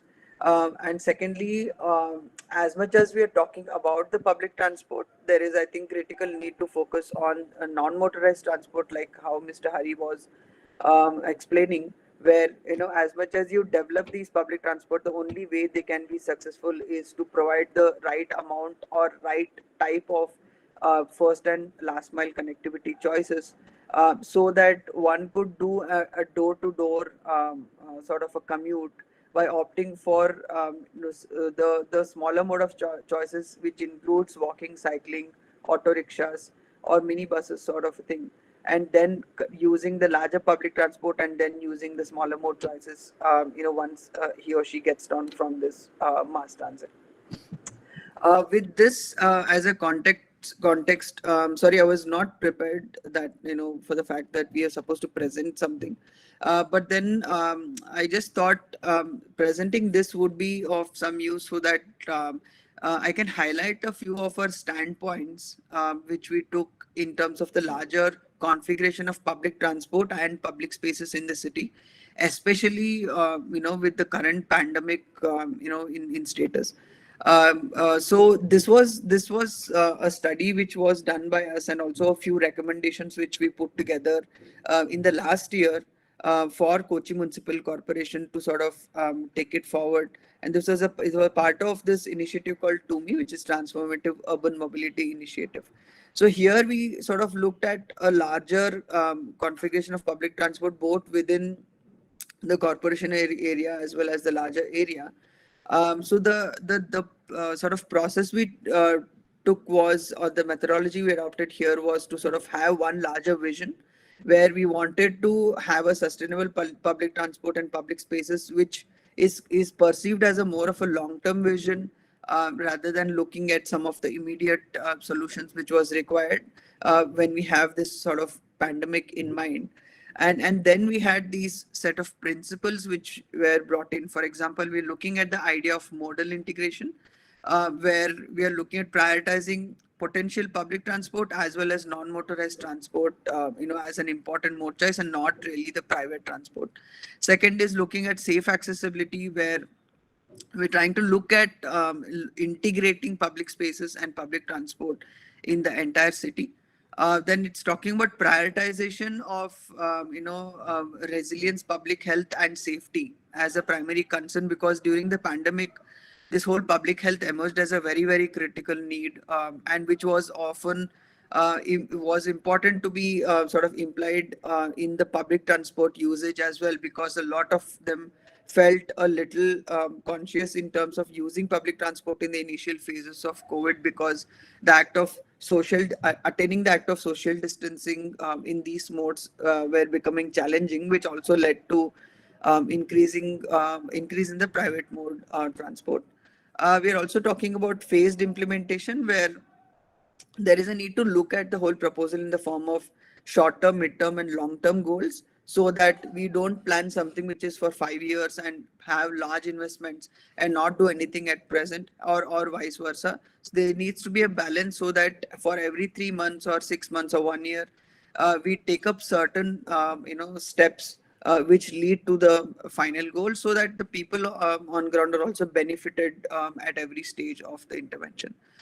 Then we're also looking at capacity building, that it's not only about a few members or a few experts coming and doing something, but also capacitating both the government as well as important organizations in the city, so that even these local bodies can take these kind of solutions or sort of certain strategies forward, so that this has a much larger impact even at a local level going forward. And then looking at building awareness, where we spread the right kind of message in terms of how something has to be done and what has to be done.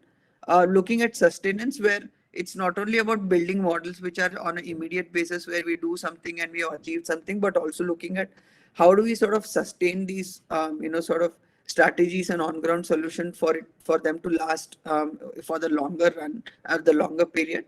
And finally, looking at the idea of scaling up, where whenever we build a certain model, it needs to be contextual, but at the same time it should have an ability to be sort of adopted in other parts of the city, so that helps sort of build a larger ecosystem of these solutions, rather than looking at only a point-based approach. So all these principles were eventually adopted to both public transport and public spaces, where we are looking at a city level guideline as well as a sort of small scaled interventions as well. So here when we talk about public transport, we are talking about city level guidelines and then recommendations for different modes of transport. And then when we talk about public spaces, we are talking about city level interventions and then recommendations based on public space typologies. When we say typology, it could be in terms of a maidan or a street, or an open space in a neighborhood. It could be of public spaces of different scales. And what we also established was, looking at 3 different phases. One is lockdown. What sort of solutions do we adopt during lockdown? Second is post lockdown, which is sort of an immediate immediate step right after the lockdown gets over. I think the current phase we are in is sort of a post lockdown, and finally a post COVID eradication phase, where once after 1.5 years or 2 years of when complete COVID is completely eradicated, how do we look at stepping into the new normal into cities? A few maps to just sort of explain certain standpoints or strategies which we adopted for cities. One is, if you're looking at the current spread of public transport network in Kochi and Greater Kochi, so the red is sort of the bus route, and then we have blue as ferry routes. The red dots are hospitals. So we try to first look at a configuration of how the current mode of public transport exists, and where do the important necessities like hospitals or arrival departure points or test case centers, some of these layers exist. So we look at correlation between public transport and these current necessities which are required during pandemic.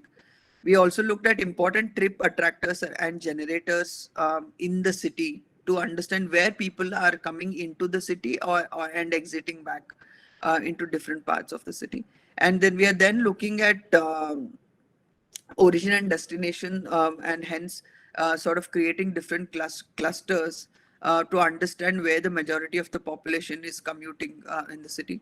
And then we thought of doing was, let's say, for instance, a bus route is overlapping with a metro route.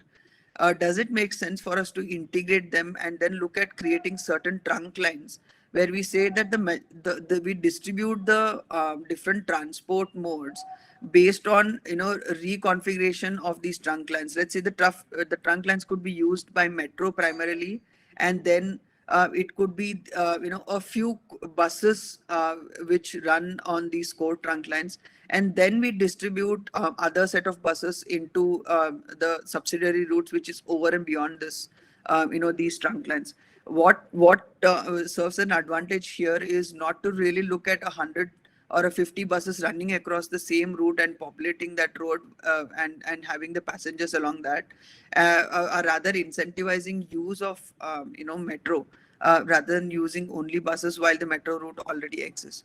So the idea was just to understand, is there a way to reconfigure and redistribute these transport modes which can help us, which can help people to use these public transport effectively, and eventually also looking at distributing or having the first and last mile services, where using these buses or other mode choices to also use for extended routes where the current routes, where the current intensity of bus routes don't exist. So it was more in that sense, eventually looking at the overall configuration of different mode choices, but at the same time looking at important necessities in the city or densities in the city which exist. So overlap all of that and looking at how do we look at the configuration of public transport, public spaces, and important necessities in the city.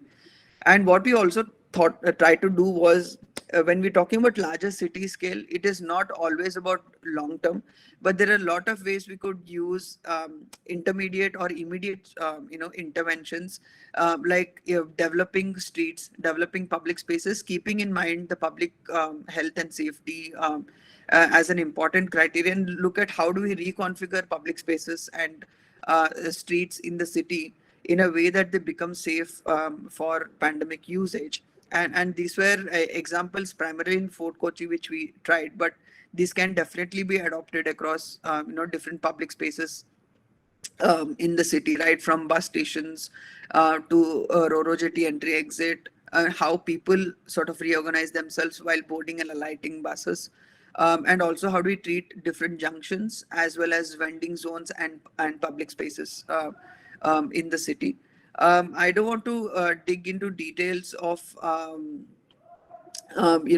details of what we did into smaller intervention, but just to show you just last set of slides. This is just one example of Fort Kochi area which we adopted with. In fact, this is something which we already just completed as a project in terms of tactical urbanism, where we try to relook at reconfiguring multimodal hub in terms of a bus station, Ro-Ro jetty, which also helps not only to refine the public spaces or the bus movement, the public transport or the bus movement. For instance, where we looked at reconfiguring bus movement, reconfiguring private transport movement, and rearranging the parking system around the area, and eventually that leading to important walking and public pedestrian and public spaces in the city. That was the key goal. And these are a few images to show how we looked at reconfiguring. For example, you arrange the carriageway eventually leading to these yellow patches which become your designated walkways, and eventually improving the public spaces in the area. So just to conclude, my point here is, one, we look at the overall public transport configuration in the city, not just individually, but look at it more in terms of holistic network, how Mr. Dhanuraj and Mr. Hari was mentioning, so that each one of them sort of become dependent on one another, rather than looking at only strengthening one type of transport.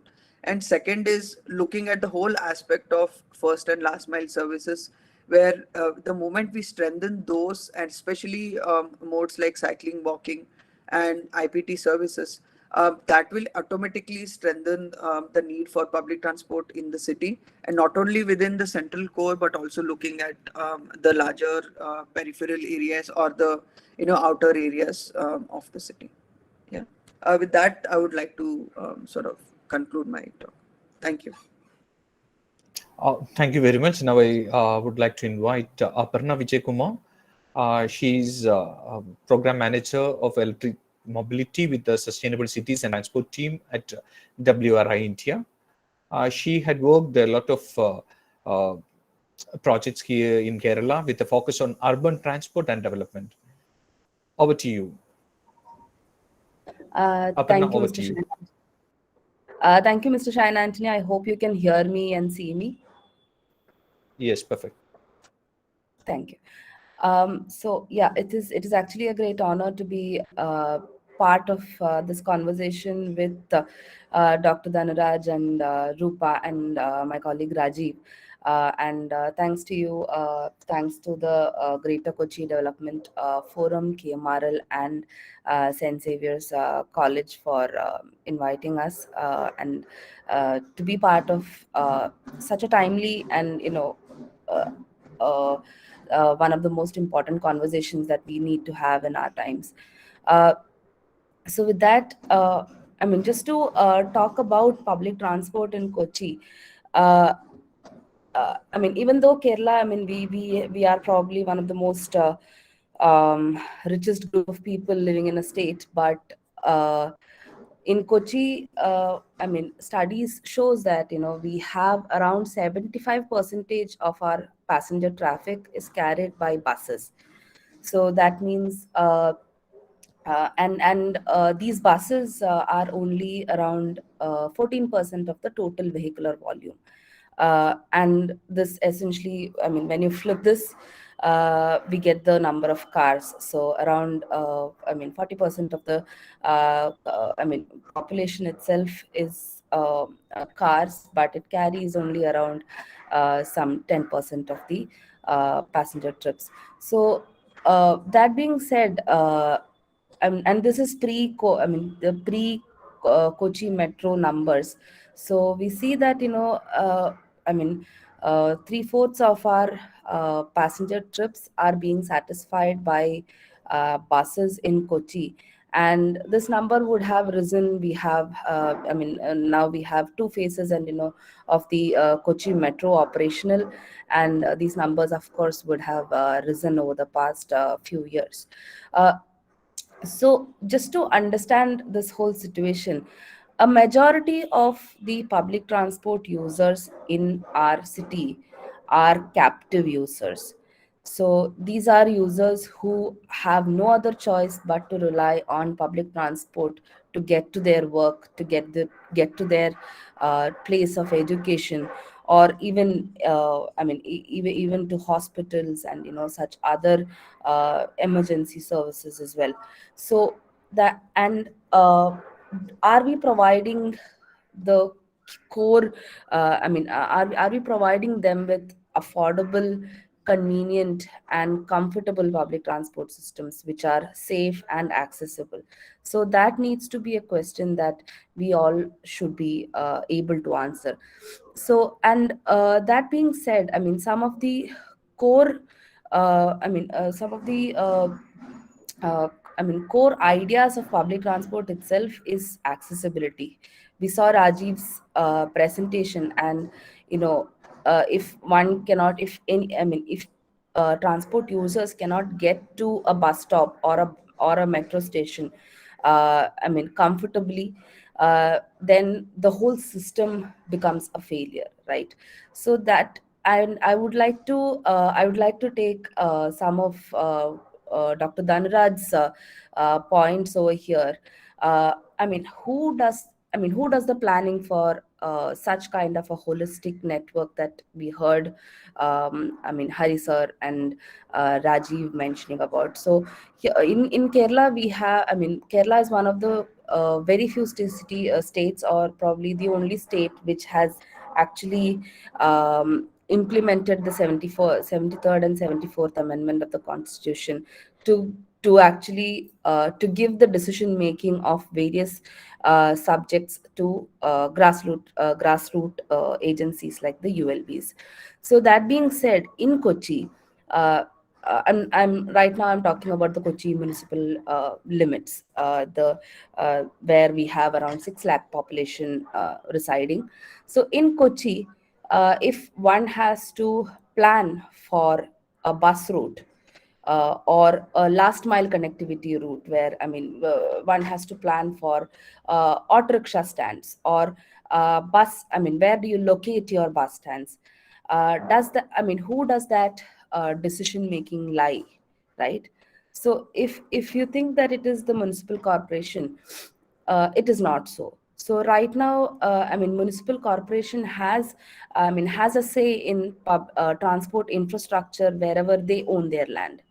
But when it comes to a network, we might not, this one municipal corporation might not have all the authority to plan for their city limits, the KCR limits.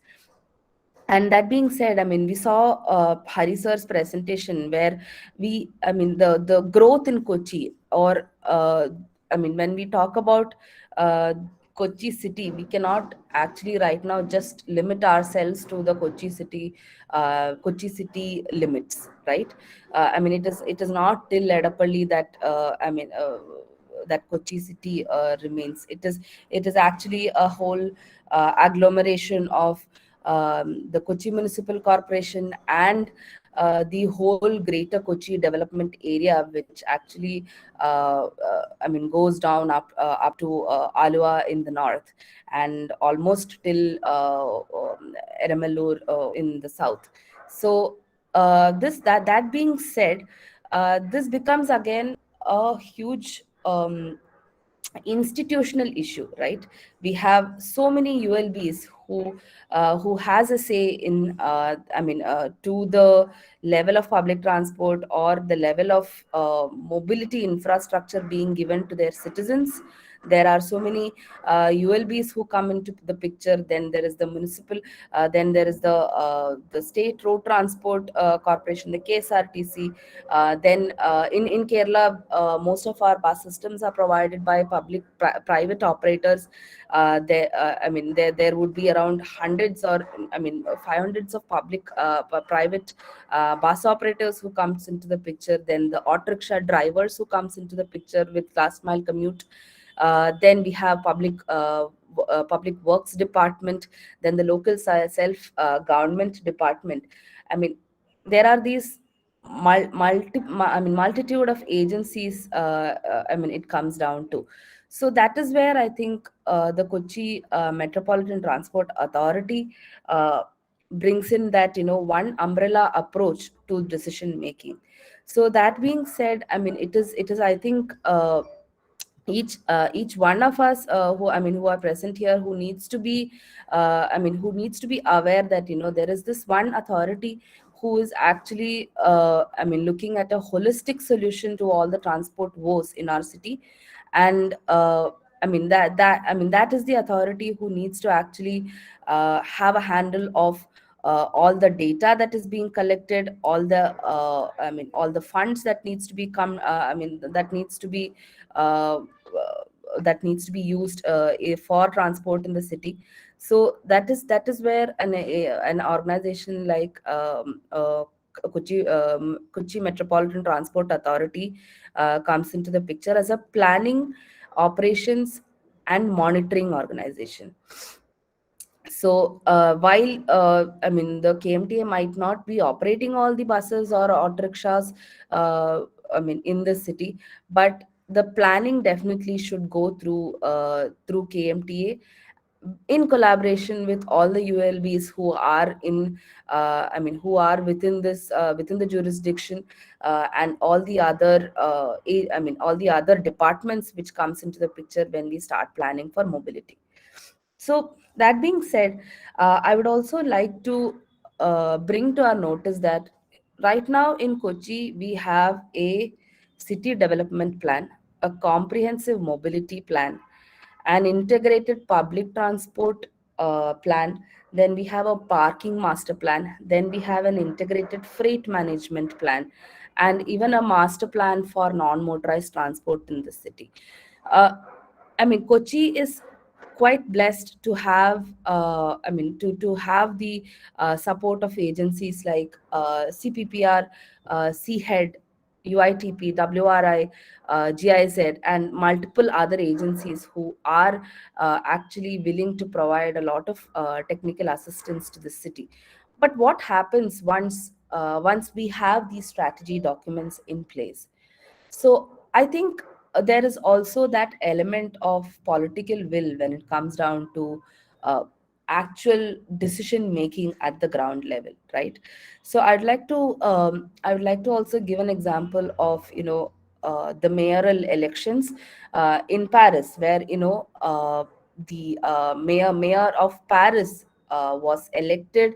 One of the reasons for the elections was the campaign for cycling lanes across the city.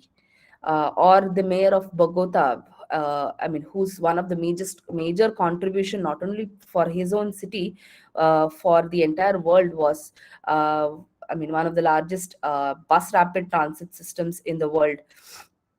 So when do you does such kind of elections happen in our in our state?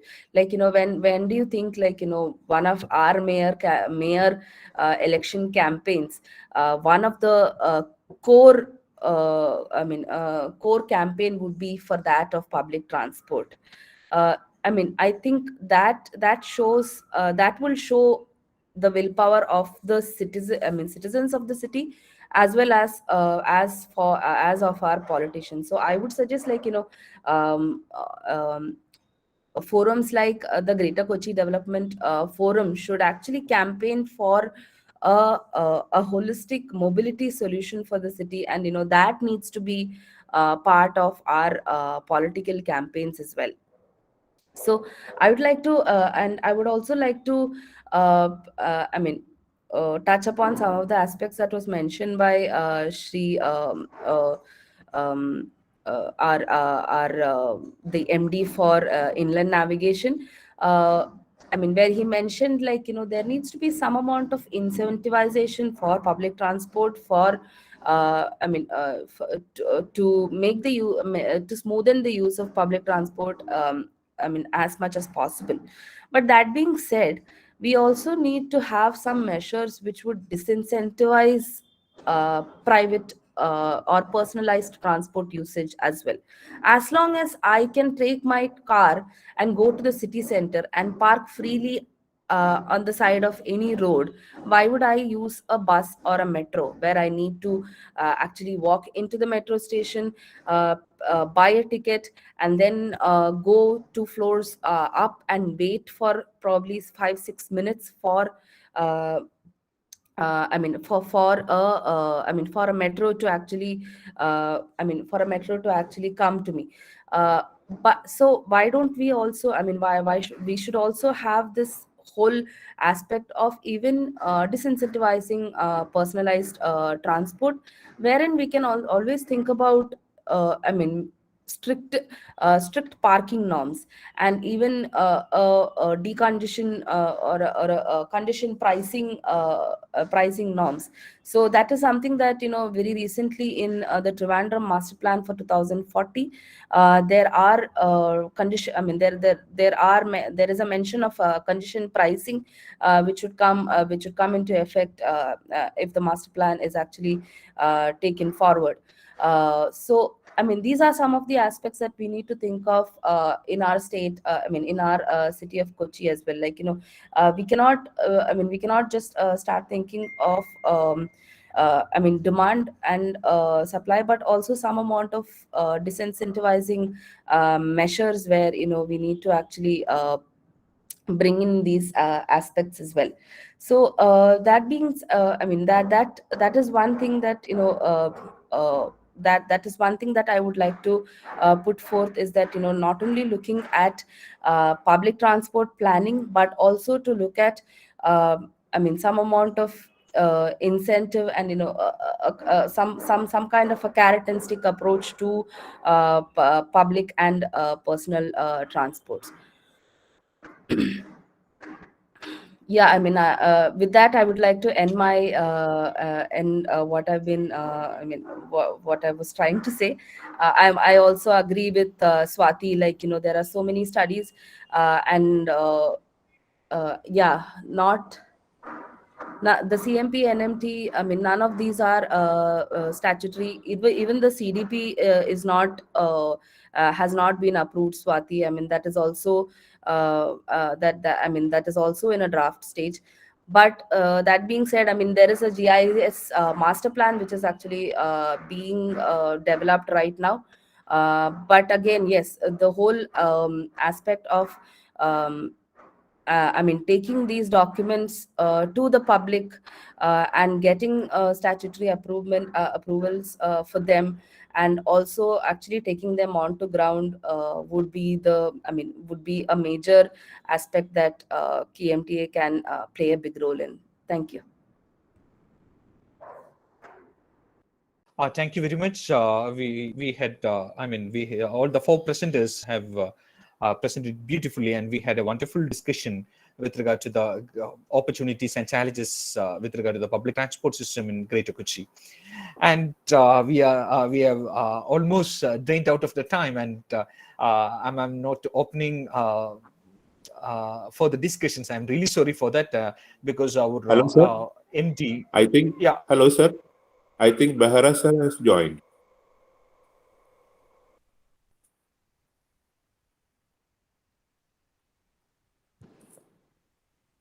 KMRL MD has joined, I think. Kochi Metro Rail have joined with us. So on behalf of the Kochi Metro Rail Limited and Greater Kochi Development Forum, and on behalf of St. Saviour's College, Alway, we cordially welcome our Loknath Behra sir to this gathering, and I would like to extend our sincere gratitude and thanks to all the four panel members, Dr. Dhanraj sir, Rupa, and our representatives, two representatives from WRI, WRI, Mr. Rajiv and Mrs. Abarna, and UITP India head Rubanandi. Thank you very much, Dr. Once again, thank you very much, Dr. Dhanraj sir, Rubanandi, Rajiv Malagi, and Aparna Vijayakumar for joining with us. And once again, I cordially welcome Loknath Behra, the former Director General of Police and the present Managing Director of Kochi Metro Rail Limited. Over to you, sir. We are waiting for the wonderful session that you are going to share with regard to the future of public transport system. So I would actually, before I start, how it went on from the beginning till now, today's workshop, you got some takeaways and something like that? Yes, sir. Yes, sir. We started with the sharing. We started with the first session with Prashant Nair IAS sir, and later Shanavas sir couldn't join with us, and Mr. Hari representing Shanavas sir have joined with us, and he also shared a wonderful idea with regard to the KMTA, the integrated integrated mode concept of public transport system in the Greater Kochi, and he also shared the various things that is there in the bill. That's a statutory bill that we have going to adopt, and the plans the KMTA have for the integrated work. And later we had the 4 panel presenters, Dr. Dhanraj sir sharing about a holistic approach is needed, a holistic development approach is required with regard to combining all the aspects, including the industry development and other sectors for the integral development of the city. And later, Rupa, who is the head of UITP, shared with regard to first and last mile connectivity, and more into the Kochi Metro's role, where the identity of the state can be changed with the presence of the Kochi Metro, and the development of Kochi city with regard to the socio-economic aspect will be improved with the presence of Kochi Metro here in Greater Kochi. And further, Rajiv emphasized on first and last mile connectivity.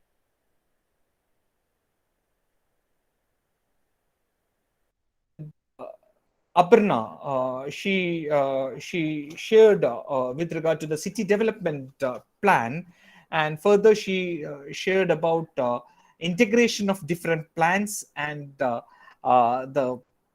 NGOs like us should campaign for the holistic public transport plan, even with regard to the political aspect. That's the thoughts that they have shared with us, and we believe that a wonderful presentations has also been shared with I mean, we will in a later stage we will email to all the participants, especially of KMTA and the second 2 participants of in the panel discussions. All those presentations will be shared with all the participants. Okay, so you had actually a fruitful morning, I mean the forenoon session, where a lot of discussions have taken place. And in the discussions, if any point which is there, which can be considered or implemented by the KMRL, you can always actually send a note to us so that we can always examine and see that anything. Otherwise, what happens is that most of the workshop actually ends up in discussions and nothing, no step is taken to implement the decisions or the suggestions. So if you can actually send it across to us, we'll take a call on that. I think definitely, sir. Okay. So now actually the question here, I am actually supposed to speak on the future of the, I mean, public transport. Or the question is that, I mean, all the participants who are attending, who are mostly probably from Cochin and around, am I correct? Yes, sir. But we also have some national level participants, maybe that of is I mean, there are some officers or experts from national level. So very good afternoon to all of you. I'm actually addressing you from the boardroom of the KMRL, which is located in Cochin. Any place today in our country, the transportation, and that too also public transportation, is extremely frustrating. So nobody is happy. Probably that may be the reason why you are actually holding a workshop like this, to get more ideas, to make it better.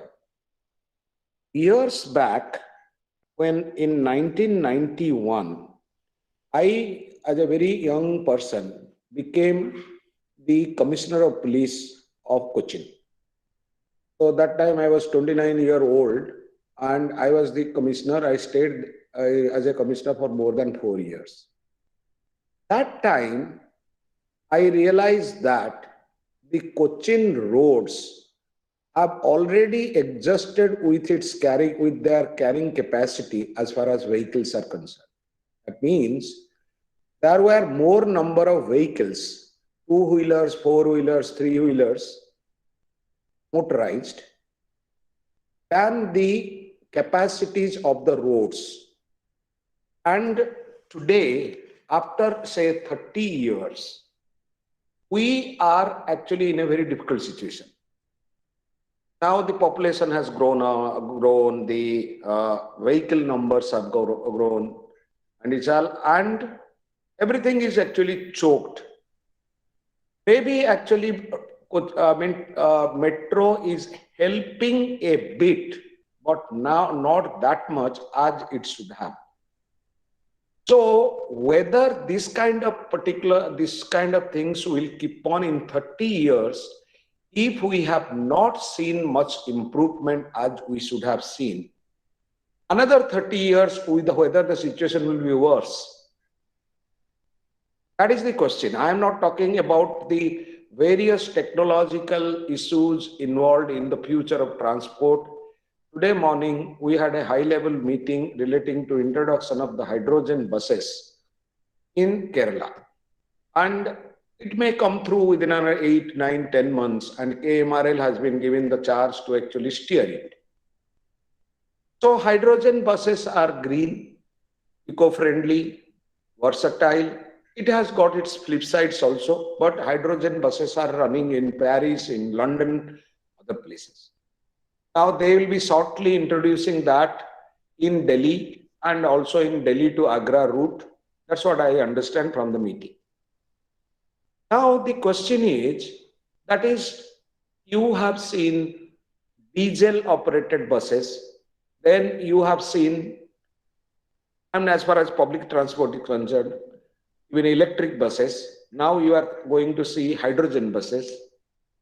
Well, maybe some other elements will come to drive the buses. That is the technological part. But that is actually taking care of your environment or atmosphere or emission standards, etc. But what about actually the road length? What about actually how to decongest the streets of urban areas like Kochi? The question is that you don't have that much of length of the road where this many number of vehicles are going to be added. So can we add that many number of new generation vehicles and then subtract that many number of old vehicles? It is not happening. It is God actually adding. So the future of transport is whether it is frustrating or it is going to be very with all happiness and smiles. That is the question. So for that, there are a lot of things to be actually done, starting from the managing the mindset of the commuters. Say, for example, you see, I had done a survey when I was Police Commissioner Cochin, that around 30% of cars which were running during that time, they were having a single passenger. So it takes a lot of width of the road and the space on the road, but there is only one passenger. Here, why so? When I asked that question, he said that we do not have an efficient public transport system. Therefore, everybody wants to go in that particular way. That time the metro was not there. Even after the metro has come, even the people you will see, I am sure more than 30% of vehicles, four-wheelers especially, are occupied by only a single person. So where we are leading to? Leading to a situation where we are polluting our atmosphere more than what it used to be. Therefore, we are actually introducing this kind of vehicles, but we have miles to go. We have not, see, for example, you might have seen, as far as technology is concerned, you have flying cars, this, that, all kind of things have come. Now, as far as metro is concerned, there is a conventional metro, as you are seeing in Delhi or in Kochi. There is another called Metro Light or Light Metro. There is something called Metro Neo, which has rubberized tires and all those. They are all actually technologies being introduced so as to for various types of mass transport. The idea of the policy makers is actually, can we replace the private transport to a public transport system so efficient that people will be thinking twice before taking out their own vehicle? That is the idea. I'm sure those people who are at experts, they will bear me out. Now, congesting the roads has got its own problems, not relating only to the environment, but also the human issues, but also the traffic issues, because enforcement issues. There are so many issues connected to congested roads. Now, you go in the evening, you for 2 kilometers, you may require around 30 minutes to go or 20-25 minutes to go. So you become frustrated. So this is what is to be done. What else has to be done? Can all these things be sorted out through technology? To some extent, you can actually maybe 10 to 15 to 20%, you can always ease this particular situation by putting better efficient vehicles and like. Now, one more thing I wanted to tell, probably somebody asked me whether in the evolution of the transport, whether we go back to the old days so that we have bullock carts and kind of things so that it is more actually economical and it has a lot of environment friendly and so many things advantages are there. Maybe that we will not go to that. But the question is, I am seeing one thing good about in the future, which is now seen and it will be seen more, is the bicycles.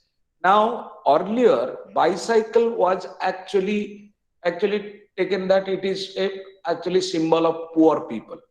So a poor person who cannot afford to buy a scooter or a car will buy a bicycle.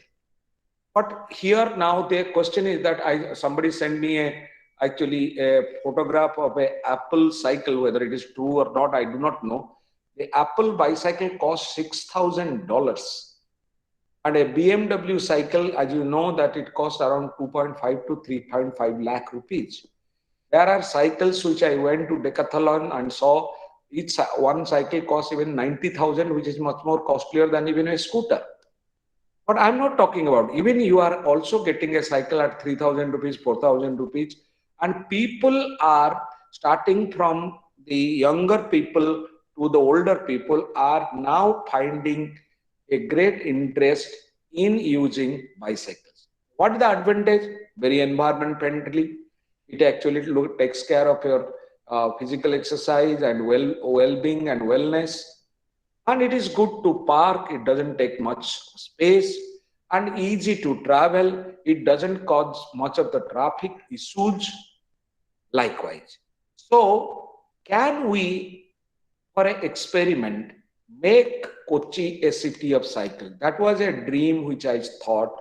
And I have now roped in some few people who are actually working on this particular aspect to introduce almost 10,000 cycles in the city of Cochin during this year. Even if I achieve 5,000, it will be an achievement. So we have put a higher benchmark to get 10,000 cycles. Can we have a bicycle aggregator? Can we have this particular like Uber or Ola or something? So more and more people will be for first mile and last mile connectivity as far as metro is concerned or the public transport buses are concerned. So they can use this cycle to reach their various places, home or office, in a much more environmentally friendly way. Cycle is a good experiment. Similarly, there should be something new coming. Now we have battery operated cycles, we have only pedaling cycles. Maybe pedaling cycles are preferred by many people.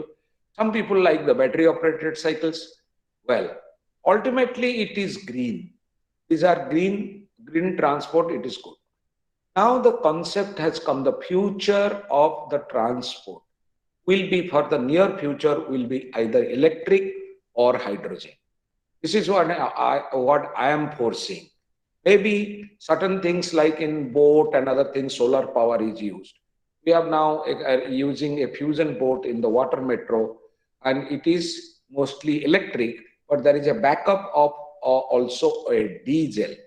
So in case it is the electric fails, so for public safety consideration, the POL will take over and run the boat.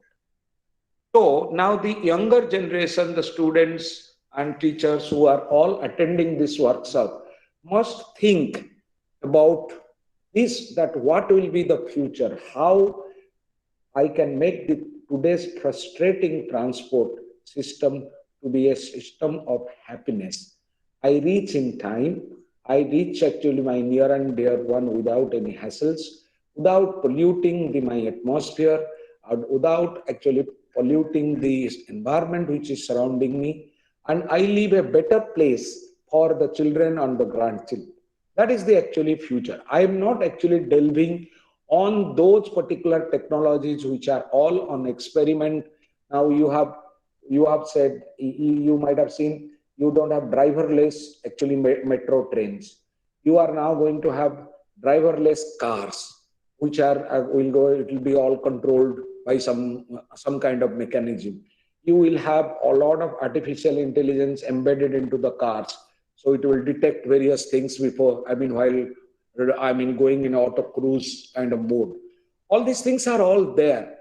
But ultimately, the thing is that if we think that I am going to leave the world better for the next generation to come, we'll actually think in terms of those things which are good in public transport.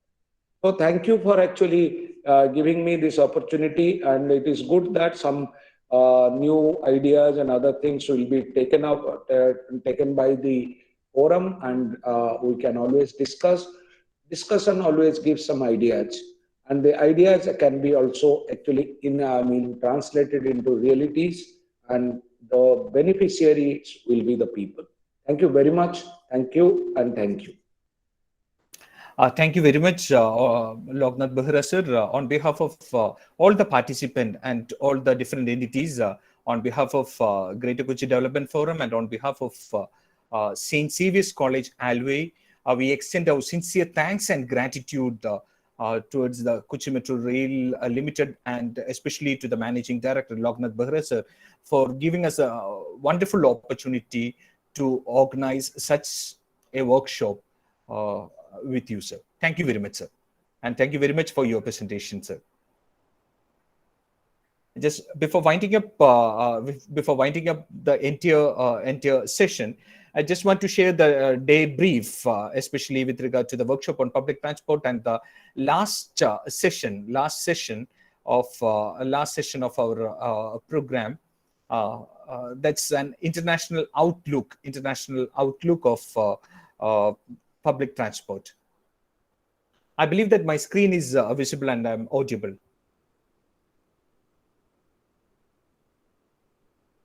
Yes. Things that have to be discussed, with regard to the public transport. We have to look into the three areas, the before the trip, during the trip, and after the trip, and which includes 7 areas. The first one is the availability, second is the affordability, and that's the thing that an user thinks with regard to a public transport system. Before the trip itself, they think about the availability and affordability. before a trip. During a trip, obviously, we will be assessing convenience and efficiency with regard to the during the trip. I mean, with regard to the transport system available. And at the end, after the trip, we, as a user and as an independent thinker, we will be thinking about the sustainability and the perception of ours, right? Perception of the general people or the common man. So these are the 6 areas that we have to discuss with regard to a public transport system. In the availability, the percentage of the population living within 1 kilometer of a metro station or a suburban railway station, or with regard to the jobs within near to the stations have to be discussed. The road infrastructure have to be discussed. Shared transport have to be discussed. External connectivity have to be discussed. These are the 4 areas where we have to think about. And when we think about a public transport system from the global perspective, these are the 6 areas that we have to think when we adopt a good public transport policy in our greater Kochi city. So, moving to affordability, the question is the public transport, whether it's a cost of monthly public transport ticket. What will be the ticket? That is the thing that some of our participants have asked to the KMTA. In case if you just refer the previous chats in the chat box, you could understand a lot of questions is being asked with regard to affordability aspect. And the next is the thing we have to discuss is the cost of and barriers to private transport. Further, in the efficiency concept, average effective speed during the morning time or in the peak time, we can say it as peak time. Congestions that happens in the rush hour time, the peak time, compared to the free flow travel time. The average speed during the peak times. So these are the things that we have to discuss with regard to the efficiency, where the public transport and the private transport will be compared. The 4th point that we have to discuss is the convenience, the travel comfortability, the ticket system, electronic services, and obviously the transfers between, in case if it is an integrated thing, the transfers that happens. When we think about the ticketing system, the main thing nowadays we have to think is possibility to use contactless cards and mobile application, which will give a direct entry to the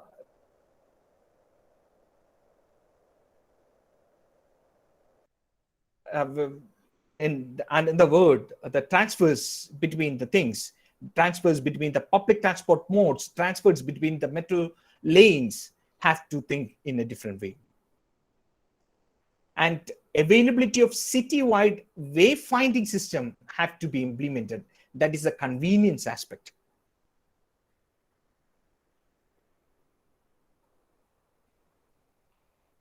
In the sustainability, we have to think about the safety, the environmental impact.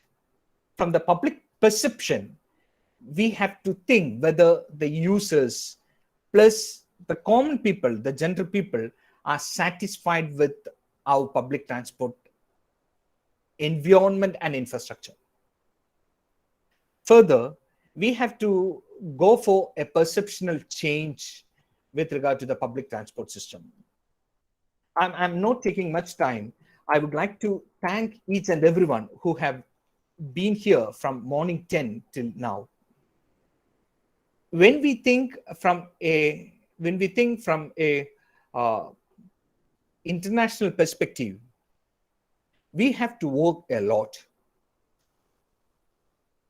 We have to be prepared enough to collaborate with various entities. And the Greater Kochi Cultural Forum would like to suggest that all these different parties have to come together and think from the people's perspective. And as an NGO, we will be there protecting the rights of the people for a wonderful public transport mode. As shared earlier in the sessions, the city of Kochi have a great opportunity, as we have a lot of people from the scientific community, from the public policy aspect, from the urbanization platform, from the transport sector. A lot of intellectual studies have been done, and a lot of intellectual support is there for the administrative people over here in Kochi city, as well as the political will.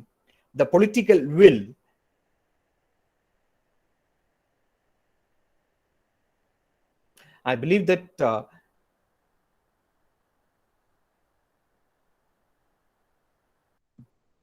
Development Forum will sit together and will extract the points of the today's various sessions and will share with the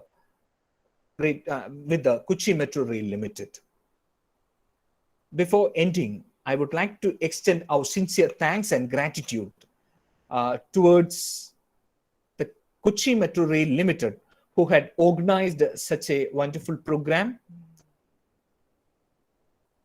who had given us opportunity to materialize such a wonderful workshop. First of all, I would like to thank Sri Loknath Behra IPS, the former Director General of Police of State Government of Kerala, and the present Managing Director of Kochi Metro Rail Limited, for joining with us. I'd like to extend our sincere gratitude and thanks to Prashant Nair IAS, the Managing Director of Kerala Shipping and Inland Navigation Corporation, Sri Shanavas S. IAS, the Chief Executive Officer of Kochi Metropolitan Transport Authority, who had deputed Hari Sir for a wonderful session on integrated public transport system for Kochi. And I would like to thank our beloved Dr. Dhanraj Sir, the Chairman of Center Public Policy Research, Smith Rupa Nandi, Head of the UITP India, Sri Rajiv Malagi, the Manager Urban Development Sustainable Cities of WRI India, Aparna Vijay Kumar, Manager WRI India, for their wonderful insights and valuable suggestions, which will help us to improve the public transport system in the Greater Kochi. We would like to thank the Principal of St. Xavier's College, Alway. The St. Xavier's College, Alway, is supporting a lot of initiatives of Kochi Metro Rail Limited. Especially, they were the first college in Greater Kochi who came up with the idea of implementing cycles as a transport facility for the students in the institution. On behalf of Kochi Metro Rail, I extend our sincere gratitude and thanks to St. Xavier's College, Alway, especially Sister Shalini and the faculty coordinator, Sherin Xavier ma'am, and Neenu ma'am. We extend our sincere gratitude and thanks. On behalf of KMRL and on behalf of Greater Kochi Development Forum, I thank St. Xavier's College, Alway, for being with us. Once again, I thank all the participants for joining with us for this seminar from morning 10 till now it is 1:30 till now. Once again, we believe that we could hear a lot from the participants. We don't had enough time to open up the flows for the people. In case if you would like to share anything, I'm just leaving my email ID and my WhatsApp number. In case if you have anything to communicate please share your views. Please share your views to this email ID or to my WhatsApp number. We will be happy enough to include your suggestions as by our MD, Kochi Metro Rail Limited. We will share your views also in the report to Kochi Metro Rail Limited. Once again, thank you very much. Have a good day.